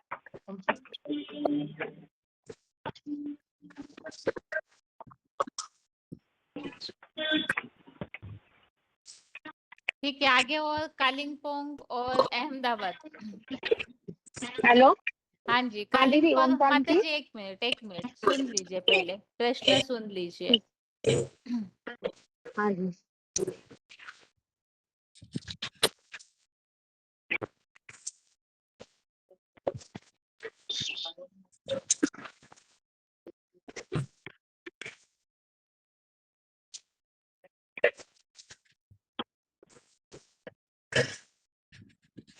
यहाँ श्लोक में एक बात आई है, 17वें अध्याय के 14वें श्लोक में, देव द्विज गुरु विशेष ज्ञानी का पूजन, शुद्धता और सरलता, दैहिक तपस्या की बात चल रही है। और ऐसे बताया है कि देवताएं, गुरु, ज्ञानी, ऐसों को पूजना। तो इसका मतलब क्या है? जैसे अगर कोई श्रेष्ठ पुरुषार्थी दिख रहे हमें, तो इसका मतलब उनकी पूजा करनी चाहिए, इस भाव से लेंगे या किस तरह से इस बात को समझेंगे? क्योंकि ऐसे ऐसे शब्दों को इस पकड़ भाव करके से यह गुमराह किया जा सकता है कि ये तो गीता में ही बोला हुआ है ना कि हाँ इस तरह से मदद कर लेनी चाहिए हाँ जी जो हमारे लिए दृष्टि में श्रेष्ठ मैं है। मैं कम तिल गई हुई थी दीदी, इतना तैयारी तो नहीं की हूँ, फिर भी बोलती हूँ, ठीक है। इसमें तैयारी की बात कम ही तिल नहीं है, से स्वाभाविक कोई आई थी। जनरल प्रश्न है पुरुषार्थियों के लिए। हाँ जनरल बताइए। जनरल में बताती हूँ। जैसे देवता लोग को, देवता में तो ज्ञान नहीं होता है, जो पुरुषार्थी होते हैं ना संगम युग में, तो वो ज्ञानी होते हैं। जो संगम युग में ही पुरुषार्थ करके नर से नारायण बनते हैं वो ज्ञानी होते हैं। और सत्य में जो देवता होते हैं ना वो बुद्धू होते हैं, उनमें ज्ञान उतना नहीं होता है। और जो श्रद्धा भाव से, श्रद्धा भाव के लिए तो हमको बताना था दीदी, श्रद्धा भाव बोल रहे थे ना उससे, श्रद्धा भाव का बता रहे थे कि जैसे श्रद्धा भाव से अगर उमंग उत्साह से हम किसी असुर जैसी आत्मा को भी अगर ज्ञान सुनाएंगे तो वो शांति का अनुभव करेगी। हेलो दीदी। हाँ बताइए माता जी लातूर। हेलो दीदी। अपना किसी भी प्रकार की हिंसा नहीं करना और मन बुद्धि की एकाग्रता, इसे ही आत्मिक स्थिति कहा जाता है। माना कि किसी के साथ कोई भी प्रकार की अंदर की शुद्धता होना, छल कपट न प्रश्न होना, के अनुसार ब्रह्मचर्य, उत्तर मानव देना ममता व चाहिए ना सकर्मणा माता जी। शुद्ध। प्रश्न हमने जो पूछा हेलो। है उस अनुसार उत्तर बताइए। प्रश्न हमने ये पूछा है कि यहाँ पर श्लोक में बताया है देवताए गुरु विशेष ज्ञानी का पूजन, तो इसका मतलब क्या करे? जो श्रेष्ठ पुरुषार्थी दिखते हैं हमें ज्ञान में तो उनकी पूजा करना है, इस तरह से लेना चाहिए इस बात को, ये प्रश्न पूछा है। हेलो। उसकी पूजा नहीं करनी चाहिए तो बताइए फॉलो माताओं करना में से चाहिए। बताइए, क्योंकि माताओं के लिए समस्या ज्यादा होती है, माताएं जल्दी गुमराह हो जाती है, किसी ने कुछ बोला तो बुद्धि घूम जाती है जल्दी, इसलिए प्रश्न विशेष माताओं के लिए है। क्या करना चाहिए? जो भी श्रेष्ठ दिखते हैं उनकी पूजा करने के लिए बोला है ना यहाँ पे। तो हमें तो पूजा दीदी सिर्फ एक भगवान की ही करना है, उसकी नहीं। बाबा पूजा करना सिखाते हैं क्या हमें? नहीं, तो नहीं फिर सिखाते। तो क्या करना चाहिए? यहाँ जो बताया है पूजन कीजिए, देवता द्विज गुरु विशेष ज्ञानी का पूजन, यहाँ किस भाव से समझाया जा रहा है? भक्ति मार्ग में जो यहाँ पे कहते हैं दीदी, पूजन का अर्थ है जितना मैंने समझा है, पूजन मतलब कि याद है। यहाँ पे जैसे हमें कहते हैं कि जो जिसके सब कुछ फॉलो फॉलो करे, उसका पूरा फॉलो करे, उसको पूजन कहा जाता है। याद करे वो फॉलो करना। तो हमें पूजन देव द्विज गुरु विशेष ज्ञानियों को फॉलो और नहीं करना है, हमें एक भगवान बाप के ही श्रीमत को फॉलो करना है। शुद्धता सरलता मतलब कि हाँ उन्हें उत्तेजित न करना, जैसे कहते हैं जो अपने से बड़े उनको है, लेकिन पूजा नहीं, पूजा नहीं, मन वचन से जो पूजा करने वाली बात, सत्य बात, मीठी बात, हितकारी करना है, लेकिन पूजा नहीं। मूल उत्तर तो आया नहीं किसी से, इसका मतलब मंथन अच्छे से नहीं करते हैं श्लोक पढ़ने के बाद। हेलो। हाँ जी आप बताइए 5 3 2 1। हाँ ये जो यहाँ श्लोक में 17 का 14 में आया, देव द्विज गुरु विशेष ज्ञानियों का पूजन, इसका अर्थ ये है कि जो माना भगवान का जो पढ़ाई का लक्ष्य है, देवता स्टेज प्राप्त करना, देवता स्टेज प्राप्त करना, उसके पहले स्टेज है द्विज माना द्विजन्मा ब्राह्मण बनना, और गुरु माना भारी जो ऊंची पुरुषार्थ करते हैं। इन सब का पूजन करने के लिए यहाँ बोला। पूजन करने का मतलब है उनका मान सम्मान करना। वास्तव में जैसे सूर्य की रोशनी सब में पहुंचता है तो उनको युक्त और शक्तियुक्त करता है, उसी तरीके से मूल स्वरूप जो है सूर्य है। और जैसे ये जो आत्मा जो स्टेज बोला है, तो स्टेज भगवान के ज्ञान के आधार से प्राप्त हुआ है। उस कारण से वो भगवान से मिली हुई चीज को उनका आधार जो लेकर के श्रेष्ठ बने, उन श्रेष्ठ आत्माओं को हमको सम्मान करना है। क्योंकि मुरली ने बोला जो ज्ञान में बड़ा सो बड़ा ठहरा, हम अगर बड़ों का सम्मान नहीं करेंगे तो हमको देख करके दूसरों भी वो बड़ों का सम्मान नहीं करेंगे। तो जो हमसे ज्ञान में बड़े हैं उनका सम्मान करना चाहिए, इस आधार से पूजन का बात बोला। और जो परमात्मा दे, ये सब चीजें उनके साथ में जो विशेषता है ये सब परमात्मा देन है। तो परमात्मा देन दूसरों के पास देख करके उधर प्रभावित होना ये तो गलत होता है। जो सही सोर्स है उस सोर्स के ऊपर बुद्धि टिकाना है। उसके लिए एक गीता में एक श्लोक आता है 10 अध्याय के 41 नंबर श्लोक, जब तक विभूति मत सत्यम श्रीमत उद्यतम एवं बात तत्त एव अवगच्छम तोम ममो तेजोंस संभव। अर्थात जो भी ऐश्वर्यवान श्रेष्ठ बुद्धियुक्त ऊर्जावान संपन्न व्यक्तित्व इस सृष्टि पर देखते हो तो मेरे ही योग ऊर्जा से अंश से उत्पन्न हुआ जान। तो भगवान की जो ऊर्जा के अंश से उत्पन्न हुए हैं तो भगवान को मान्यता देने के बजाय उनके मान्यता देंगे।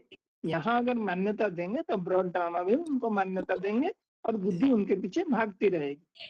और भगवान बोलते हैं कि मेरे जो को जो फॉलो करते हैं, मेरा ऐश्वर्यवान रूप अर्थात जो राजाई भाव को प्राप्त करते हैं। और मैं किसी को अधीन बनना नहीं सिखाता हूँ या अधीन नहीं बनाता हूँ। तो दूसरों के प्रभाव में जाएंगे तो वो अधीन बनाएंगे। हम हेलो, ठीक है, हाँ जी बताइए। दीदी जो बोला है कि देव द्विज जो विशेष ज्ञानी है उनका सम्मान करना चाहिए, माना कि उनका सम्मान करते हुए मन में कोई कुटिलता, टिकड़मबाजी या छल कपट नहीं होना चाहिए। और मन में कोई भी प्रकार की ऐसी कुटिलता ना हो जिससे कि हमारी पवित्रता जो है वो भंग हो जाए। मन वचन कर्म से पवित्र, वाचा से शुद्ध ज्ञान, वाचा में भी शुद्ध ज्ञान युक्त वाचा हो और संकल्प भी जो है शुद्ध ही निकले। कर्मना में भी पवित्रता हो, जैसे ब्रह्मा बाबा का आचरण था वैसा ही, क्योंकि ब्रह्मा बाबा का ने हमें अहिंसा का मार्ग बताया है। कभी भी उन्होंने किसी भी प्रकार की हिंसा नहीं की है। माना यदि हम हम किसी भी तरह से हिंसा नहीं करेंगे तो प्रैक्टिकल में यदि हमारे अंदर स्थूल हिंसा है किसी क्षुद्र प्राणी या जानवर के प्रति, तो ये भी अहिंसा है और बेहद में अहिंसा है। मन वचन कर्म से किसी को दुख ना देना, किसी को कोई आघात ना पहुंचे, तो ये देव की तपस्या बताई जाती है। ओम जी शांति। दीदी। हाँ जी जी माता जी बताइए। जी दीदी, मैं इसमें जो बताऊं? देव द्विज गुरु आदि जो विशेष आत्माएं बताई गई हैं, ये वे विशेष आत्माएं हैं जो भगवान को सहयोग देते हैं।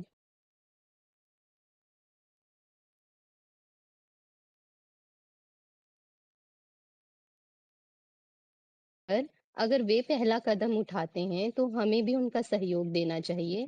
सम्मान वही है, सम्मान देना, सहयोग देना। ज्ञान में मतलब ज्ञान में क्या, सेवा में। और बाबा बोलते हैं सेवाधारियों को सहयोग देना चाहिए।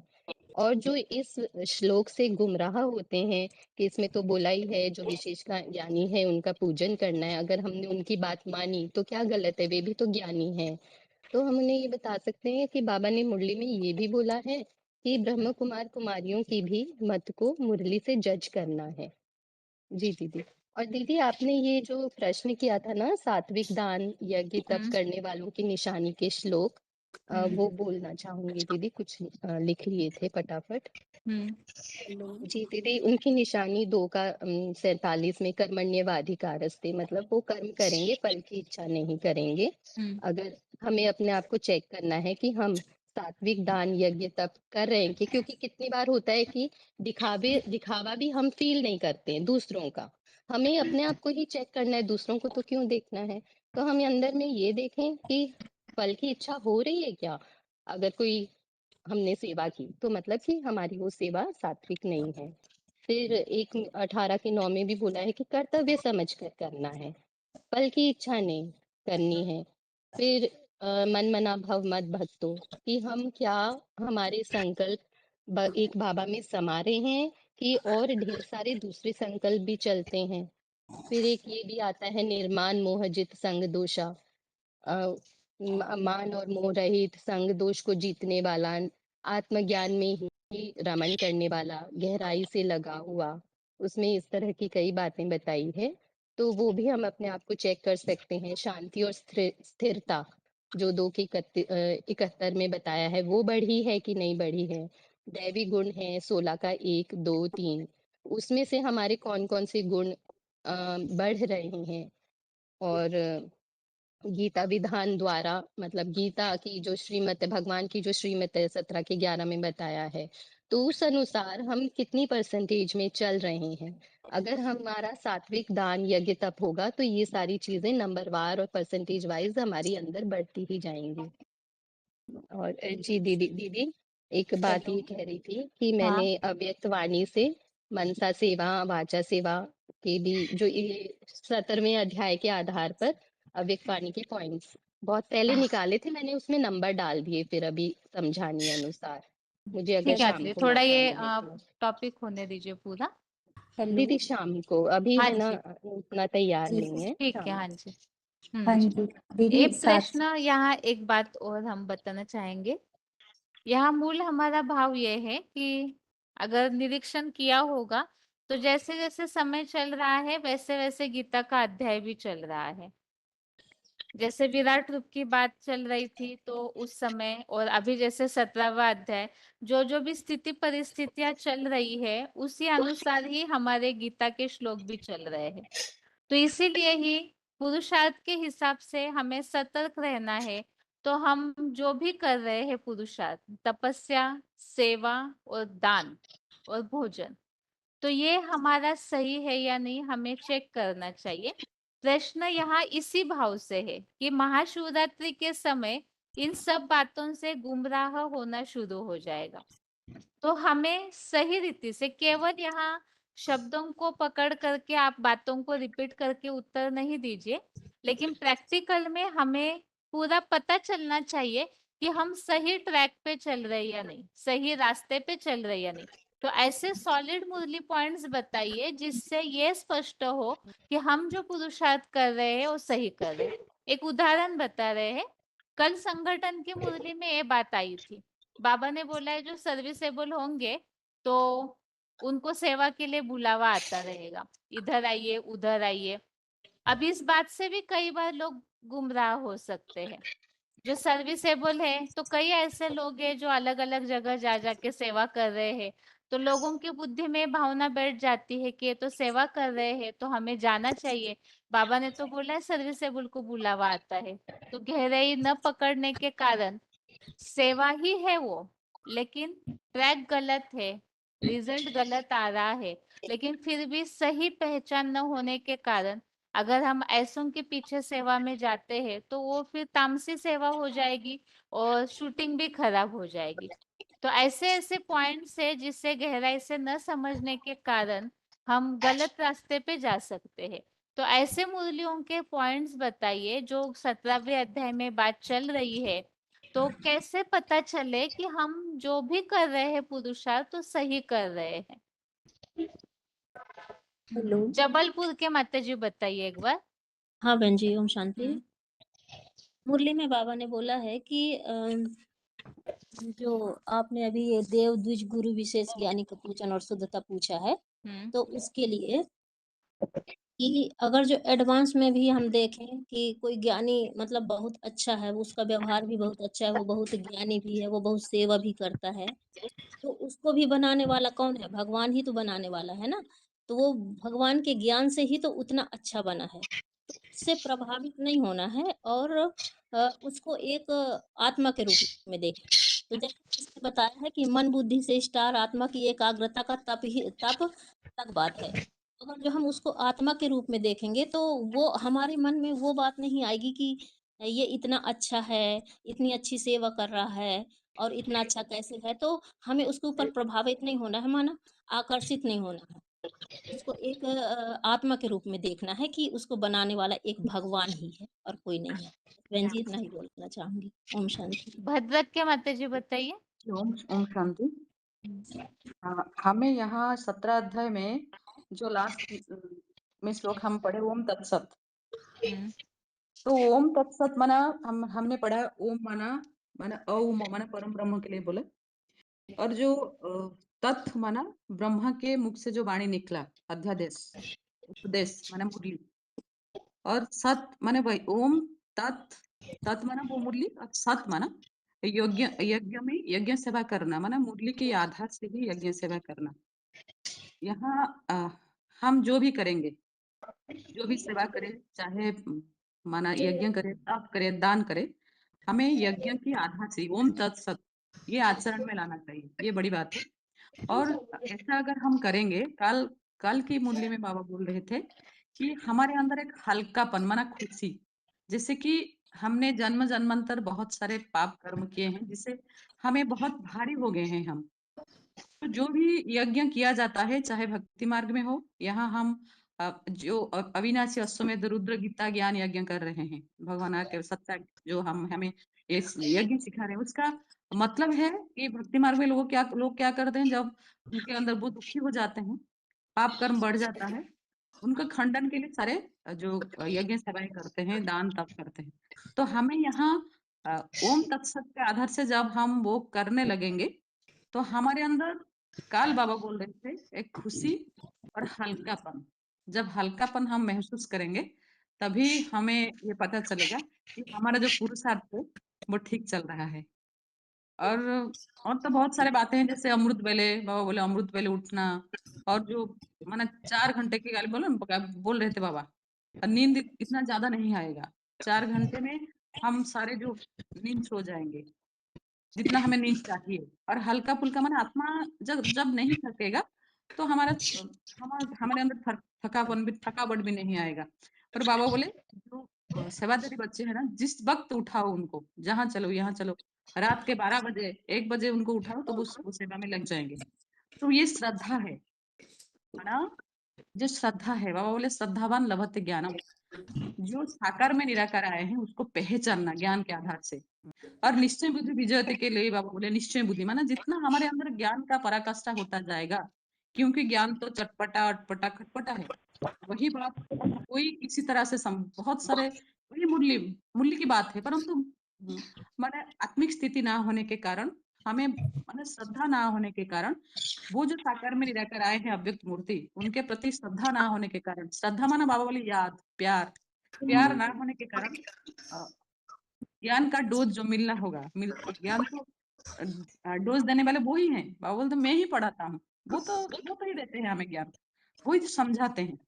तो जैसे जैसे हमारा बुद्धि सात्विक बनता जाएगा, एक सत्य प्रधान बुद्धि हो जाएगा, हमारे मन में सरलता, शुद्धता, ये सारे गुण जब आते जाएंगे, बाबा बोले जितना अर्पणमय उतना दर्पणमय। कल बोल रहे थे कि दर्पण में देख रहे मुखड़ा अपना, तो हम जब वो दर्पण माना बुद्धि का जितना क्लैरिटी होगा, हमें हमारे अंदर जितना शुद्धता आएगा, उसी तरह से ही वो बुद्धि का डोज हमें माना बाबा देते रहेंगे। उसी आधार से हम अपने देहभान के एकदम त्याग करके बाबा के याद से, प्यार से, एक ही याद से, एक की अव्यभिचारी याद से, मेरा तो एक शिव बाबा दूसरा ना कोई, ऐसे जब अव्यभिचारी याद से हम उन्हें याद करेंगे, श्रद्धा करेंगे, प्यार करेंगे, याद करेंगे, तो हमारे अंदर वो बुद्धि का डोज वो देते ही रहेंगे। जब देते चले जाएंगे तो हम उसी आधार से ही यज्ञ सेवा करेंगे। पर जब हम उसी आधार से यज्ञ सेवा करेंगे, कोई कामना नहीं, कोई इच्छा नहीं, कोई प्राप्ति की इच्छा नहीं, बाबा बोल रहे हैं ना, खुद को कर बुलंद इतना कि खुदा आके पूछे बोल तेरा रजा क्या है।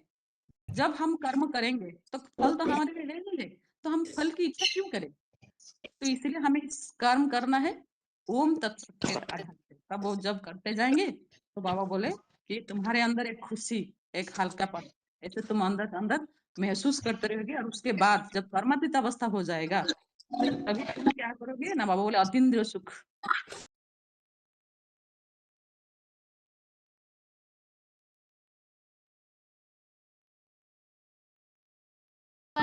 माता जी बताइए, आप कुछ बोल रहे थे।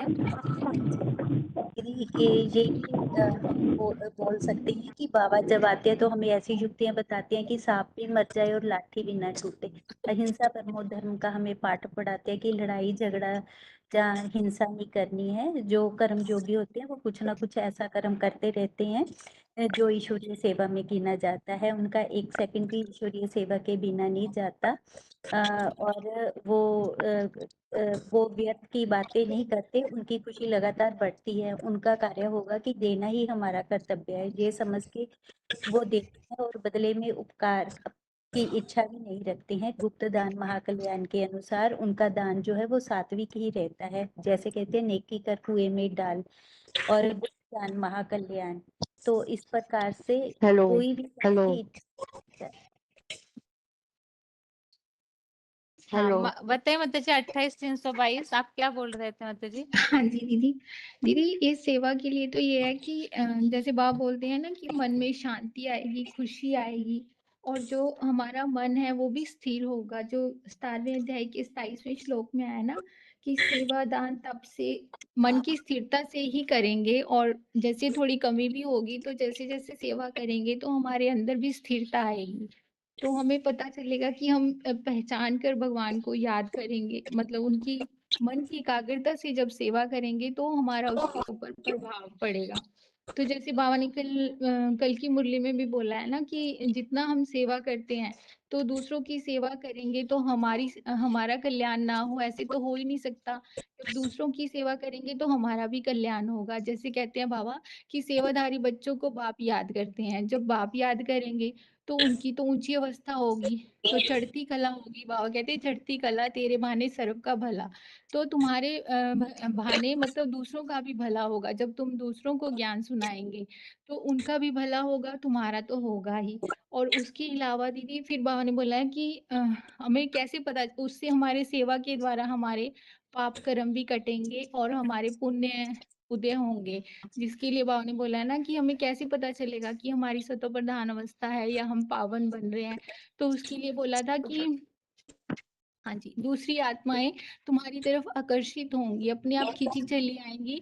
जैसे कि पारस पत्थर होता है तो उसकी तरफ जब लोहे को उसके पास लेके जाया जाता है तो अपने आप उसकी तरफ खींच के उसको आकर्षित कर लेता है। तो उसी प्रकार वो आत्माएं आपकी तरफ खींचेंगी। तो जैसे लोहे को सोना बनाया जाता है तो उनको ज्ञान के द्वारा हम मतलब सतो प्रधान बना सकते हैं।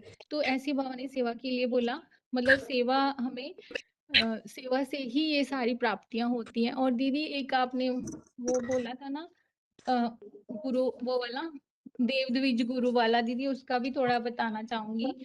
अ, उसके लिए दीदी ये था कि ये है ना पुरुषोत्तम संगम के संसार में गुरुता प्राप्त, माना हमें पहले वो पहचानना है कि वो देव हमने किसको देव को याद करना है या किसकी पूजा करनी है। जो छोटे मोटे देवता की तो नहीं करनी। जब हम ऊंच से ऊंच पदधारी हैं, ऊंचे दुनिया में जाना है तो फिर ऊंच से ऊंच देव को ही याद करेंगे। तो देवों में देव कौन है? महादेव। तो ऊंच से ऊंच महादेव को याद करना है, उनकी पूजा। द्विज जो बोला है, द्विज माना ब्राह्मण, है ना। तो वो सबसे पहला ब्राह्मण कौन है? वही ब्राह्मण है जिसको भगवान आके सबसे पहले ज्ञान देते हैं। वही सबसे पहला ब्राह्मण भी है गुरु। गुरु माना जिसमें भगवान आके प्रवेश करके हमको ज्ञान देते हैं, जिसके लिए कहते हैं गुरु गोविंद दो खड़े काके लागू पाए, बलिहारी गुरु आपने जिन गोविंदियो मिलाए। तो वो हो गया सबसे पहला गुरु। वैसे गुरु का मतलब बड़ा भी होता है, भारी भी होता है। तो वो गुरु जिसके लिए बाबा बृहस्पति की भी एग्जाम्पल देते हैं ना, बृहस्पति सबसे बड़ा जो गुरु है गुरुओं में, तो वो गुरु है। तो वही सबसे बड़ा ज्ञानी भी है। जो गुरु है सबसे बड़ा तो वो ज्ञानी भी वही होगा, तभी तो उसको गुरु की उपाधि मिली है। तो उसका पूजन, पूजन माना कोई आरती लेके पूजा करना नहीं बताया। जब हम उनकी श्रीमत के अनुसार चलेंगे, उनकी आज्ञाओं को फॉलो करेंगे, जिसके लिए बाबा बोलते हैं आज्ञाकारी वफादार फरमानबरदार ईमानदार। जो इन सब चारों बातों को हम मान के चलेंगे तो वो हो गई उनकी पूजा करना। कोई स्थूल में पूजा करने की बात नहीं है। और दीदी क्या पूछा था आपने? ठीक है माता जी, 8937 माता जी बताइए। ओम शांति दीदी। जैसे ज्ञान के लिए कहा जाता है ज्ञान को पंथ कृपाण की धारा। वास्तव में ज्ञान इतना फाइन है कि, और बुद्धि अभी कलयुग के अंत में बुद्धि तामसी है और ज्ञान फाइन है, तो इनका तालमेल बैठाने में थोड़ी मतलब जिसको कहते हैं कि अलर्ट रहना, मनसा वाचा कर्मणा सब तरीके से अलर्ट रहने की बहुत जरूरत है। जैसे कोई हमको अगर ज्ञान सुनाता है, जिनको लोग आईजू आईजू करते हैं, तो उनको भी हमको देखना है कि वो हमको भगवान बाप से जोड़ रहा है या वो अपने आप से जोड़ना चाह रहा है, क्योंकि बाबा ने कहा है जिसका बाप से संबंध नहीं उससे कोई कनेक्शन रखना भी नहीं है। फिर उसके बाद हमारे जो व्यवहार है, मतलब अन्न दोष है, संग दोष है, इसका भी अच्छे से ध्यान रखना है, क्योंकि कहा जाता है जैसा अन्न वैसा मन। माना अन्न के आधार पर हमारी मन की स्टेज भी बनती है, तो मन की स्टेज के आधार पर बुद्धि की स्टेज बनती है, तो फिर हम बुद्धि से गलत ज्ञान भी ग्रहण कर लेते हैं। तो जैसा अन्न वैसा मन, ये तो है ही। फिर अरस परस भी है, जैसा हमारा मन होगा, क्योंकि स्वभाव के आधार पर ही हमारा आहार विहार सारा कुछ निर्भर करता है। तो हमारा अगर अन्न बिगड़ता है तो भी हमारा मन बिगड़ेगा, मन बिगड़ेगा तो अन्न भी बिगड़ेगा। तो ये दोनों अरस परस जाते जाते, जैसे कहते हैं ना कि वो बंदर क्या करता है, दो हिस्से हैं, इसमें ज्यादा हो गया तो इसका तोड़ के खा लिया, उसका तोड़ लिया, ऐसे करते करते हम एक फंस जाते हैं। तो जैसे हमको इस बात का ध्यान रखना ही है, हमारा संग दोष भी कैसा है कि हम किसी से प्रभावित तो नहीं हो रहे। माना जब भगवान बाप के द्वारा हमको सागर का जैसा ज्ञान मिल रहा है, तो हमको गड्ढे गलीचियों पोखरों में अट्रैक्ट होने की जरूरत नहीं है, क्योंकि यही तो करते आए हैं, जिसके लिए आता भी है कि सुनी सुनाई बातों से भारतवासियों ने दुर्गति को पाया है। जैसे बाबा बोलते हैं कि द्वापर युग से यही करते आए, तो कम से कम अब जब भगवान बाप मिले हैं तो उसके लिए हमको अलर्ट रहने की जरूरत है। और जो सेवाधारी हैं, उनके लिए तो बाबा ने कहा ही है कि सेवादारियों का सहयोग करना है, जिसको बाबा ने कहा है कि ज्ञान में जो बड़ा वो बड़ा ठहरा। तो उस आधार पर जैसे बाबा ने कहा भी है कि अगर निमित्तों के द्वारा कोई पॉइंट, मतलब कोई मत मिलती है, तो एक बार जब तक भगवान बाप के द्वारा से कनेक्शन नहीं है या जो है, तो उसको फॉलो करना है। क्योंकि उसको अगर हम फॉलो कर रहे हैं तो उसमें अगर निमित्त ने हमको कुछ गलत बता भी दिया, चाहे भाव सही है या गलत, तो वो दोष भी हम पर नहीं आएगा, क्योंकि बाबा ने जिसको निमित्त रखा है फिर वो उसकी जिम्मेवारी है। फिर भगवान बाप जब आते हैं, सामने सन्मुख मिलते हैं, या उनके आधार पर मुरलियों के द्वारा या महावाक्य वार्तालाप के द्वारा हमको उस बात का क्लैरिटी मिल जाती है, फिर हम रुक सकते हैं। तो कहने का भाव है कि जो निमित्त है उनके प्रति भी सम्मान होना जरूरी है, क्योंकि भगवान बाप ने, क्योंकि हमको परख नहीं है लेकिन भगवान बाप को तो परख है ना, जहाँ जिनको जिस पोस्ट पे रखा है, तो भगवान बाप ने अपनी अपनी जगह पर रखा है कि उनकी बुद्धि को जो क्लैरिटी है वो भगवान बाप उनको देते रहते हैं समय प्रति समय, ताकि हम बच्चे भी भ्रमित ना हो। क्योंकि जैसे सृष्टि में भी कहा जाता है कि भगवान सबसे बड़े माता पिता हैं, लेकिन सभी बच्चों को वैसी पालना दे जैसे माता पिता देते हैं, तो दुनिया में माता पिता को रखा हुआ है। तो ऐसे ही जिसको बाबा ने निमित्त रखा है, वो एक तरीके से श्रेष्ठ है, उनका मान भी रखना है। और उसके अलावा यही अन्न दोष संग दोष का भी ध्यान रखते हुए अपने सेवा जो हम करते हैं, जो हमारा आचार व्यवहार है, खास अमृत वेला, इन सब चीजों की अगर हम ट्रैक पे रखते हैं हूबहू, जैसे गीता संविधान में बताया है।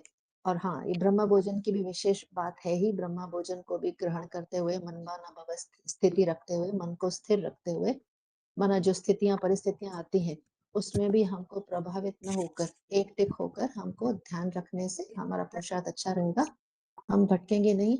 बिल्कुल जो सीधा तना है, क्योंकि अभी तो शूटिंग चल रही है कल्प वृक्ष की, जिसमें बताया हुआ है कि सभी धर्मों की स्थापना हो रही है, राजधानी की भी शूटिंग चल रही है। तो सीधा जो तना है, जो जिसको कहा है कि स्वधर्मी स्वदेशी, उस तने में अंत तक चलते रहेंगे, हमारी शूटिंग सही चलती रहेगी। 5000 साल की सही इन्वेस्टमेंट।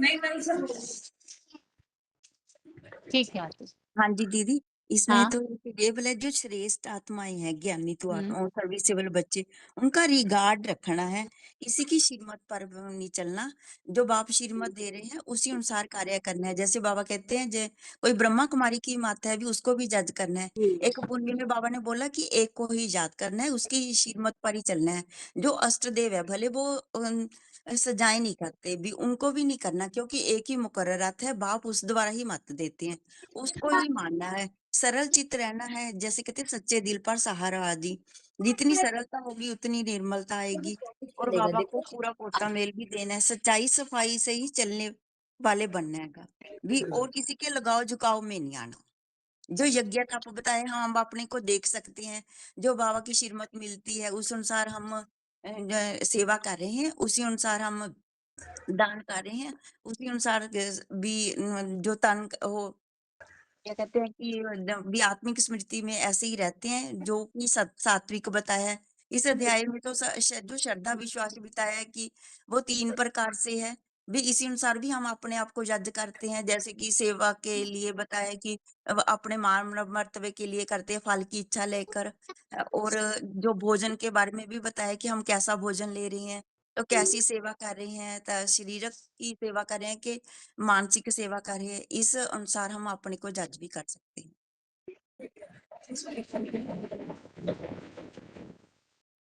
हाँ जी दीदी। हाँ जी। हाँ जी दीदी, इसमें जैसे बताया है ना, देव द्विज गुरु विशेष ज्ञानी का पूजन जो बताया है, तो इसके बारे में बताया कि देह भान में रह करके यदि किसी के भी बारे में हम किसी भी एक के लिए या किसी भी खास के लिए सेवा करते हैं तो ये सही बात नहीं है। बाबा ने कहा मन बुद्धि को आत्म रूप स्टार में एकाग्र करके जो तप करना है, जैसे अपनी आत्म की स्थिति में रह करके, और जिनके लिए भी करना है सबके लिए आत्म भाव में, हमें तो सभी की पूजा करनी है ना, सेवा करनी है ना। बाबा ने कहा कि विश्व कल्याणकारी बच्चे बनते, तो विश्व कल्याणकारी क्या करते हैं, वो आत्मिक स्थिति में रह करके सभी का मतलब जो भी है यज्ञ सेवा करेंगे, लेकिन किसी एक के होकर नहीं। जैसे बाबा ने कहा कि ये कोई सोने की वो होती है जंजीरें होती हैं, कोई लोहे की जंजीरें होती हैं, तो इस तरीके से हमें किसी से बंध करके सेवा नहीं करनी है, आत्मिक स्थिति में रह करके सभी की सेवा करनी, यज्ञ सेवा करनी है।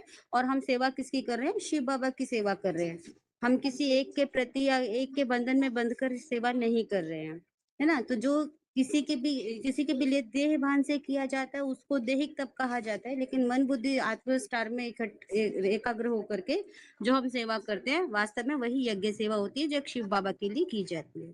ओम शांति दीदी। ठीक। अभी अगला प्रश्न है, ये भगवत गीता अभी तक 17 अध्याय पूरे हो चुके हैं, 18वां अध्याय अगले क्लास से चालू हो जाएगा। और प्रश्न ये है, अभी तक हमने पूरी भगवत गीता में से पुरुषार्थ के हिसाब से क्या क्या बातें समझी है। और इसमें मूल प्रश्न जो है वो ये है कि आने वाला जो समय है जिसके लिए बाबा बोल रहे हैं महाशिवरात्रि है, उसमें सबके अंदर हलचल शुरू हो जाएगी। तो भगवत गीता के ऐसे श्लोक बताइए जिससे महाशिवरात्रि के समय पुरुषार्थियों के बीच अज्ञान अंधकार फैल जाता है। पुरुषार्थियों के बीच अज्ञान अंधकार फैलने के कारण, सबसे पहले तो कारण बताइए किस किस कारण से अज्ञान अंधकार फैलता है। इसमें बहुत सारी बातें हैं, टॉपिक बताते हैं। एक तो है पर्सनल कमियां, जैसे कि मन की चंचलता। दूसरा है अन्न दोष संग दोष। तीसरा है संग के रंग से प्रभावित होना। और इसके अलावा चौथा ज्ञान की कमी। इसके अलावा कुछ ऐसी ज्ञान की बातें हैं जिसमें गलतफहमी हो जाती है।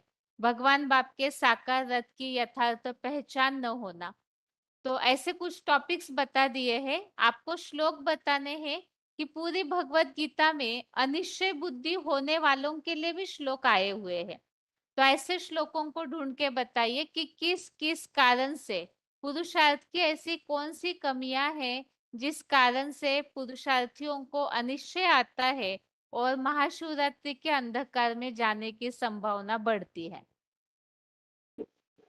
श्लोक आपका सॉलिड होना चाहिए और जो भी आप बताएंगे उसका सही समाधान भी बताइए। ऐसे ही नहीं कि कुछ उत्तर देना है इसलिए दे दिया, ऐसे नहीं, समाधान सही बताना आना चाहिए आपको।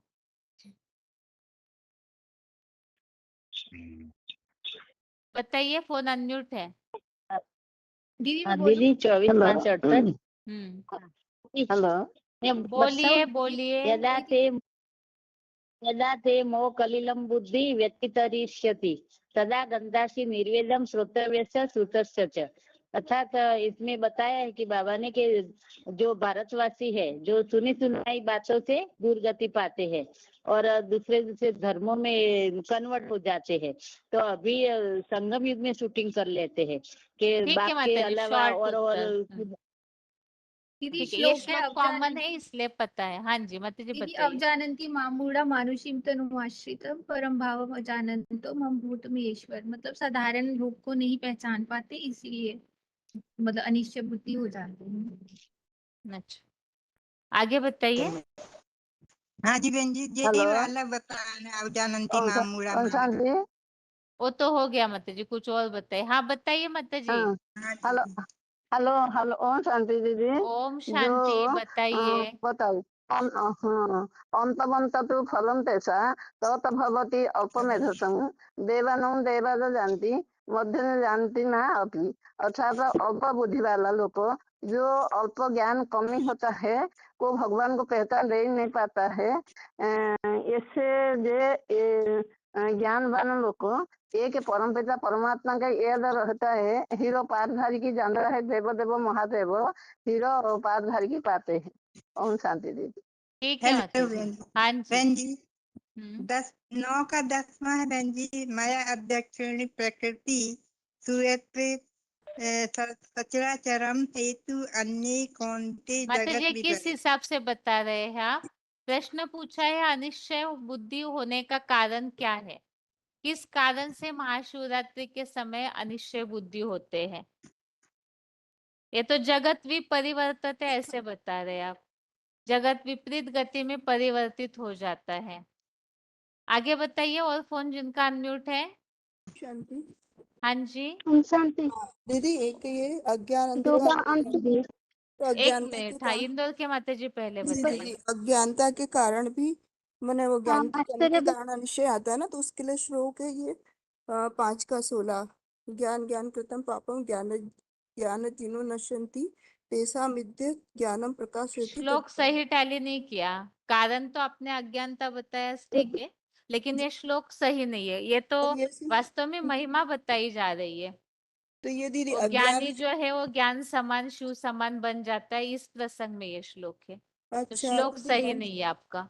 ठीक है और दीदी मन की चंचलता के लिए जो है चंचलम ही मन कृष्ण प्रमाति बलवृद्धम नस्याम निग्रह माने वायुरम दुष्कृतम। माने मन की चंचलता से जो नुकसान होता है, माने मन चंचल हो जाएगा ना ज्ञान ये महाशिवरात्रि के समय में।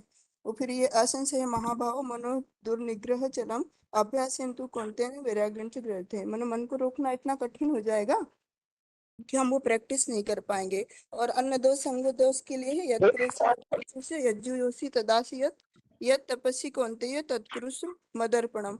मतलब जो जैसा मैंने अन्न यदि हमारा दूषित हो जाएगा तो फिर मन भी दूषित हो जाएगा ना। मैंने अन्न दोष और संग दोष में पड़ जाएंगे अज्ञान अंधेरी रात्रि में। और असुरों का जो अन्न के बारे में बताया ना जो कटवलम वो कौन सा श्लोक है दीदी? ठीक है माताजी, और उनको बोलने दीजिए। अभी बताइए आगे।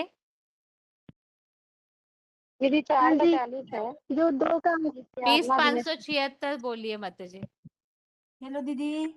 2 का 29 आश्चर्यवत् 20,576। पश्यति कश्चिदनम् आश्चर्य वदति कश्चिदन्य आश्चर्यवत् नामन्य शृणपति श्रुतप्यन्न वेदन कश्चित। माने जो बाबा को अच्छी तरह से नहीं जान पाते, माने आश्चर्य की तरह देखते हैं सुनते हैं, उन आश्चर्य की तरह भी जो ज्ञान को सुनते हैं उसको भी बोल दूसरों को सुनाते, लेकिन अक्षर पहचान न करने के कारण वो चले जाते भाग जाते हैं। और 11 के 30 में भी 31 में भी वो अर्जुन बताया कि आख्या में को भगवान उग्र रूप नाम ते देवर प्रसिद्ध विज्ञान तुम इच्छा में माध्यम नहीं प्रजनामी तब प्रवृत्ति। वो अच्छे से भगवान का रूप, इसलिए वो माने विमुड़ हो जाता है भगवान से। आगे बताइए माताजी। 16,743 बताइए नेपाल। हेलो हाँ जी बताइए बताइए जल्दी। 4 का 40 श्लोक तो मुझे याद नहीं है, लेकिन ये है कि तस्य आत्मा विनश्यति जो पुरुष जो भगवान के श्रीमत को नहीं मानते हैं, संशय वाले होते हैं, वो व्यक्ति को न ही संसार में न परलोक में और न ही उनको सुख ही होता है। आगे बताइए माता जी। 27,890 दीदी ओम हाँ। शांति। बाबा ने 9 के 11 में बोला है। वो बता दिया किसी ने, कोई और श्लोक बताइए। नहीं, मैं तो वही श्लोक देखा था, मेरे ठीक को है, नहीं देख मालूम। लीजिए आगे कोई और। माता जी बद रख के माता जी बोलिए। 7 का 13 त्रिभी गुणमयी भावे भे सर्वमिदं जगत मोहितम नाभिजानति मामेव अव्य परम अव्ययम। संसार जो 3 गुणमयी है ना, इसलिए जो 3 गुण से मोहित हो ये संसार, इसलिए भगवान को नहीं जान पाते। और अवजानंति माम मूढ़ा मानुषिम तनुमाश्रितम, भगवान जो साधारण रूप में आते हैं, साधारण मानव शरीर लेते हैं, इसीलिए भगवान को वो नहीं जान पाते। और साथ में ये भी आएगा, 14 भी आएगा, देवी कैसा गुणमयी गुणो माया दुरत्तया, मतलब मेरी जो यह दैवी अलौकिक गुणमयी माया है, निश्चय ही इसे कठिनाई से पार किया जाता है। अगर ज्ञान नहीं होगा तो भगवान जो सारे जो अज्ञानता फैले हुए हैं यहाँ, उसको हम क्रॉस नहीं कर पाएंगे।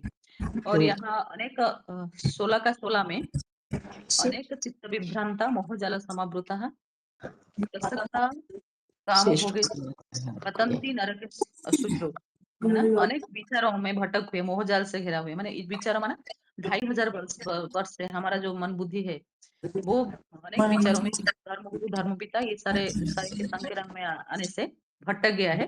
ईश्वर का सर्वव्यापी ज्ञान सारा संसार में फैल गया है, इसलिए हम मतलब जो लोग हैं वो भगवान को जान नहीं पाते और ढूंढ रहे हैं।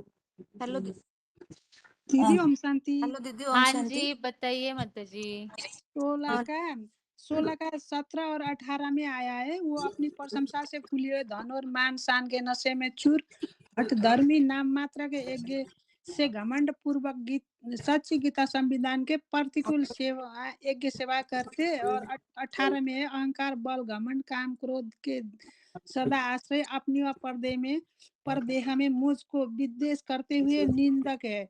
इसमें तो 19-20 में भी आया है। 19-20 5 का 23 दीदी इनका 27 भी आएगा।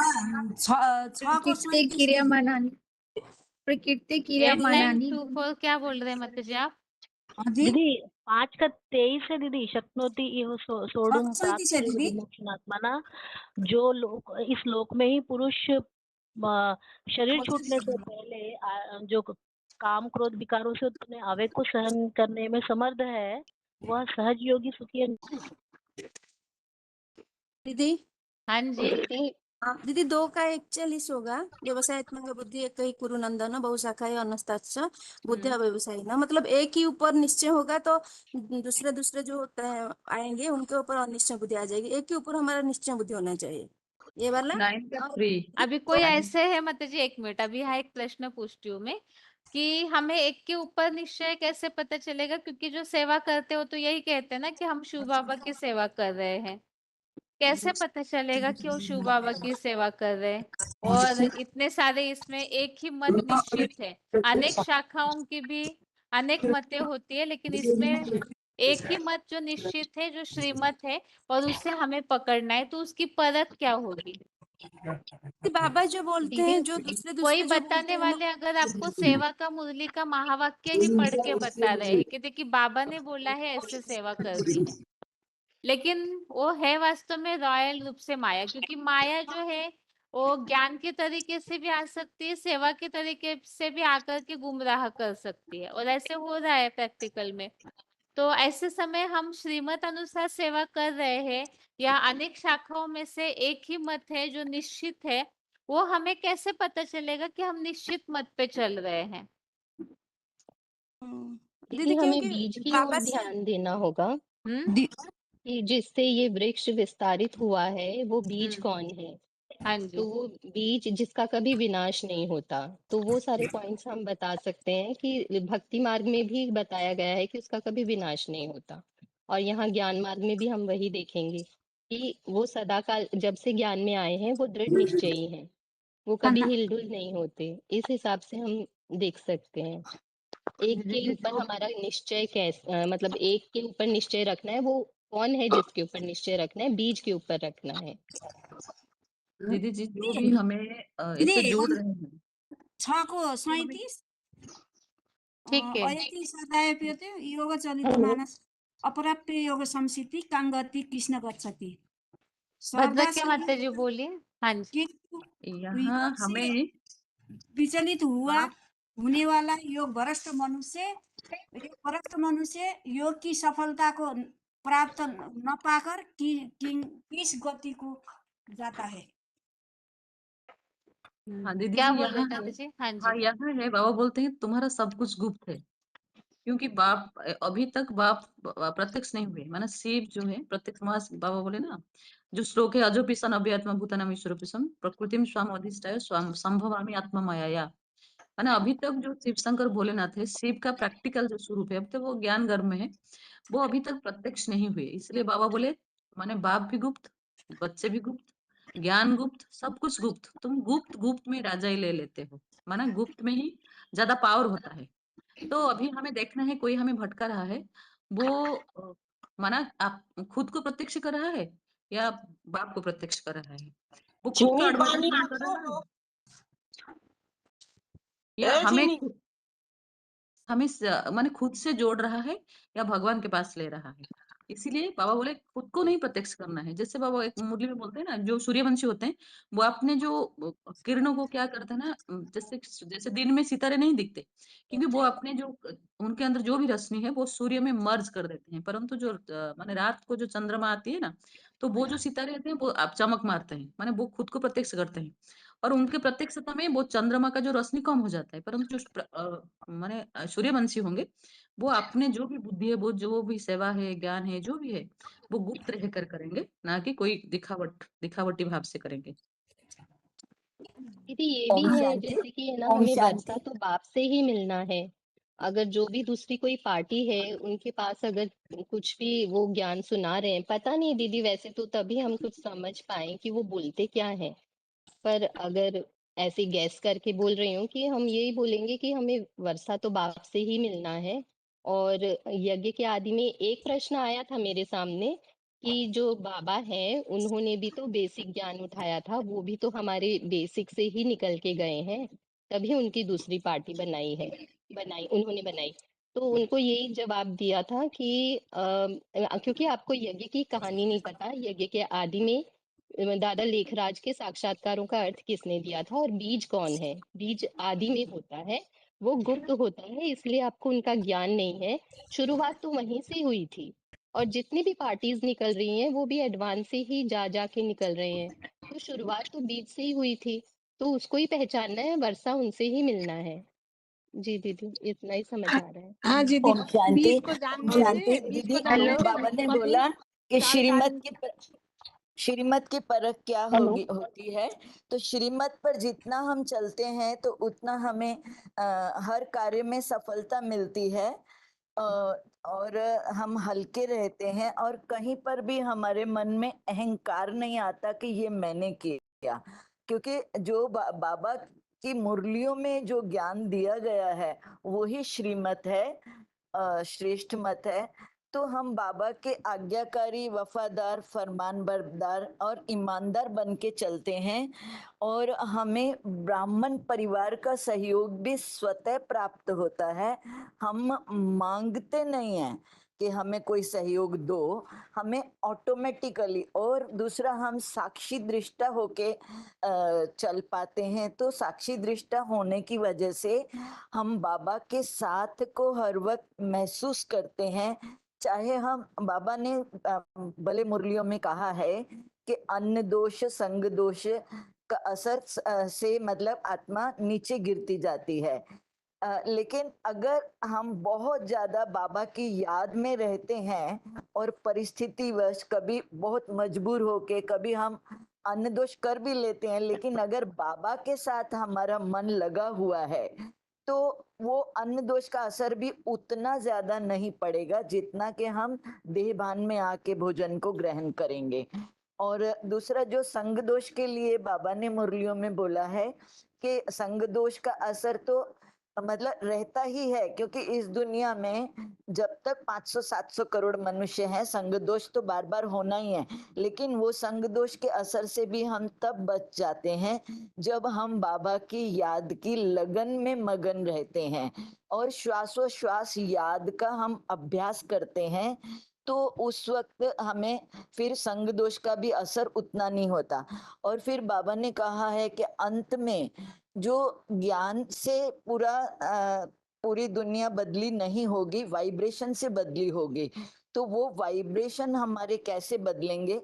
जब हमारे संकल्प शुद्ध होंगे और हम हर वक्त ज्ञान का ही मनन चिंतन, जिसके लिए उसमें शिवलिंग ने बताया है ना कि हर वक्त उसके ऊपर बूंद बूंद करके ज्ञान टपक रहा है। तो लोग तो जाके लोटी चढ़ाते हैं, तो हमें तो ऐसा लोटी बनना है कि हम बाबा के ज्ञान को सुन के हम खुद ही लोटपोट हो जाएं, यानी देहभान को पूरा भूल जाएं। और जो जैसे लोटी में से एक एक बूंद टपकती रहती है, ऐसे ही बाबा का ज्ञान हर वक्त हमारी बुद्धि में टपकता रहता है। तो फिर हम मतलब ट्रांसपेरेंट बन जाते हैं। बाबा ने ये भी मुरलियों में बोला है कि ट्रांसपेरेंट चीज अच्छी लगती है आजकल सभी को, तो ऐसा हमें दर्पण में ट्रांसपेरेंट हो जाना है। तो वो ट्रांसपेरेंट हम तभी होंगे जब हम बाबा की श्रीमत पर चलेंगे। तो बाबा के श्रीमत यानी बाबा के कहे हुए ज्ञान को हम गहराई से समझ सकें। ठीक है माता जी, आपको रुकाती हूँ, थोड़ा सा समय हो रहा है। 5321 क्या बता रहे हैं आप, बताइए। हाँ, बताने ये है कि जैसे अभी टॉपिक चल रहा है कि कोई थ्रेट है हमारे को प्रभावित कर रहा है नहीं कर रहा है, ये प्रश्न है। तो मेन बात है कि जब आपकी पहचान हो जाने के बाद जो आता है 12 अध्याय का 2 नंबर श्लोक जो आता है कि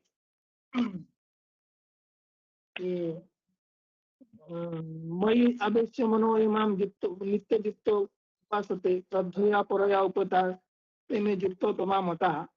माने जो भी मेरे मन में मुझको स्थिर करके जो युक्त हुए परम श्रद्धा भर मुझको याद करते हैं, वो मेरे शिवचर अष्टमूर्ति पुरुषोत्तम संगम में ही 16,108 योगियों में सर्वश्रेष्ठ माने गए हैं।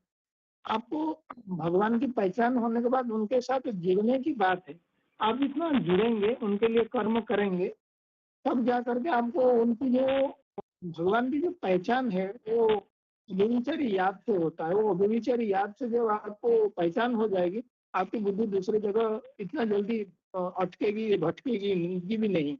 इसलिए ये श्लोक का बात बताया। उसको छोड़ के जो आपको ज्ञान सुना रहे हैं, जैसे बाबा ने भी बेसिक नॉलेज से निकले थे और ज्ञान की गहराई में बातों को ले लिया, और बात सुनते ही आपके अंदर में जो रूहानियत पैदा होने लगी, जो रूहानियत पहले पैदा नहीं होती थी, यहाँ रूहानियत बढ़ने लगी। और जैसे कि यहाँ भी जो श्लोक में आया है कि देव और द्विज गुरु और विशेष ज्ञानियों का पूजन और उनका सम्मान रखना, ये भी बैलेंस हो। ऐसा नहीं कि कोई भी ज्ञान सुना रहा है हमारा उन्नति नहीं कर रहा है, हम उसे प्रभावित नहीं हो, ऐसा बात नहीं है। ऐसे भी आत्माएं हैं कि जो हमारा कल्याण भी चाहते हैं और बाबा के अनुकूल ज्ञान सुनाते हैं, उनका भी सम्मान रखना भी आवश्यक है। दोनों तरफ बैलेंस करना है, क्योंकि बाबा ने ये भी बोला है कि एक ने कहा दूसरे ने माना, नहीं तो कोई सांगठनिक व्यवस्था बन ही नहीं पाएगी। तो बैलेंस में रख के चलना पड़ेगा आपको। माना कोई अच्छा करता है तो उसको अप्रिशिएट करना है, उसको अच्छा अच्छा बोलना पड़ेगा, उसके तरफ भी सम्मान देना पड़ेगा, तब जाकर के बैलेंस संगठन भी तैयार होगा। तो ये साथ साथ वो और एक चीज देखना है कि जो 14 का 11 में बोला है कि सर्वद्वारे तो देव तुम प्रकाश हो जाए ज्ञानम तथा यदा तदा विद्या दुर्बुद्धम सत्वम इति उत। अर्थात जब देह के सभी इंद्रिय द्वार में जो गंध निकलने वाले जो शरीर के अनेक द्वार हैं, उनमें जो ज्ञान प्रकाश निकलती है, ज्ञान मंथन द्वारा उत्पन्न होता है, तो अब अवश्य ही पुरुषोत्तम संगम के शूटिंग में ब्रह्मावस्था की सब्जी की नई दुनिया अर्थ सत्य गुण बढ़ता हुआ ऐसा निश्चय जान ले। अर्थात वो व्यक्ति का जो भी सुनाता है, उसके अंदर ज्ञान प्रकाश भगवान की प्रकाश, स्वयं की प्रकाश नहीं, स्वयं के ऊपर प्रभावित करने वाला नहीं, भगवान के ऊपर खींचने वाला हो, उसको हमको सम्मान जरूर ठीक देना है, चाहिए, जो आपको कि रुकाती हूँ अभी। इस टॉपिक को अच्छे से सोचिएगा। 17वें अध्याय के हिसाब से भी और 7वें अध्याय में भी कहीं-कहीं कन्वर्शन की बातें आई हुई है, उसे भी लीजिए। और भी कहीं-कहीं ऐसे श्लोक हैं जिसमें कन्वर्ट होने की बातें आई है। तो पुरुषार्थी जीवन में हम बचे, लंबे समय तक निभाए, इसके लिए हमें किस-किस बात का ध्यान रखना चाहिए, इस पर श्लोकों को ढूँढ के रखिए। समस्या निर्माण होने का कारण और उसका समाधान भी श्लोकों में बताया है, तो दोनों बातों को अल्टरनेट करके ढूंढ के रखिएगा। अगले टेस्ट में ये प्रश्न कंटिन्यू रहेगा। अभी आज के लिए गीता क्लास यहाँ ही पूरा करते हैं। ओम शांति।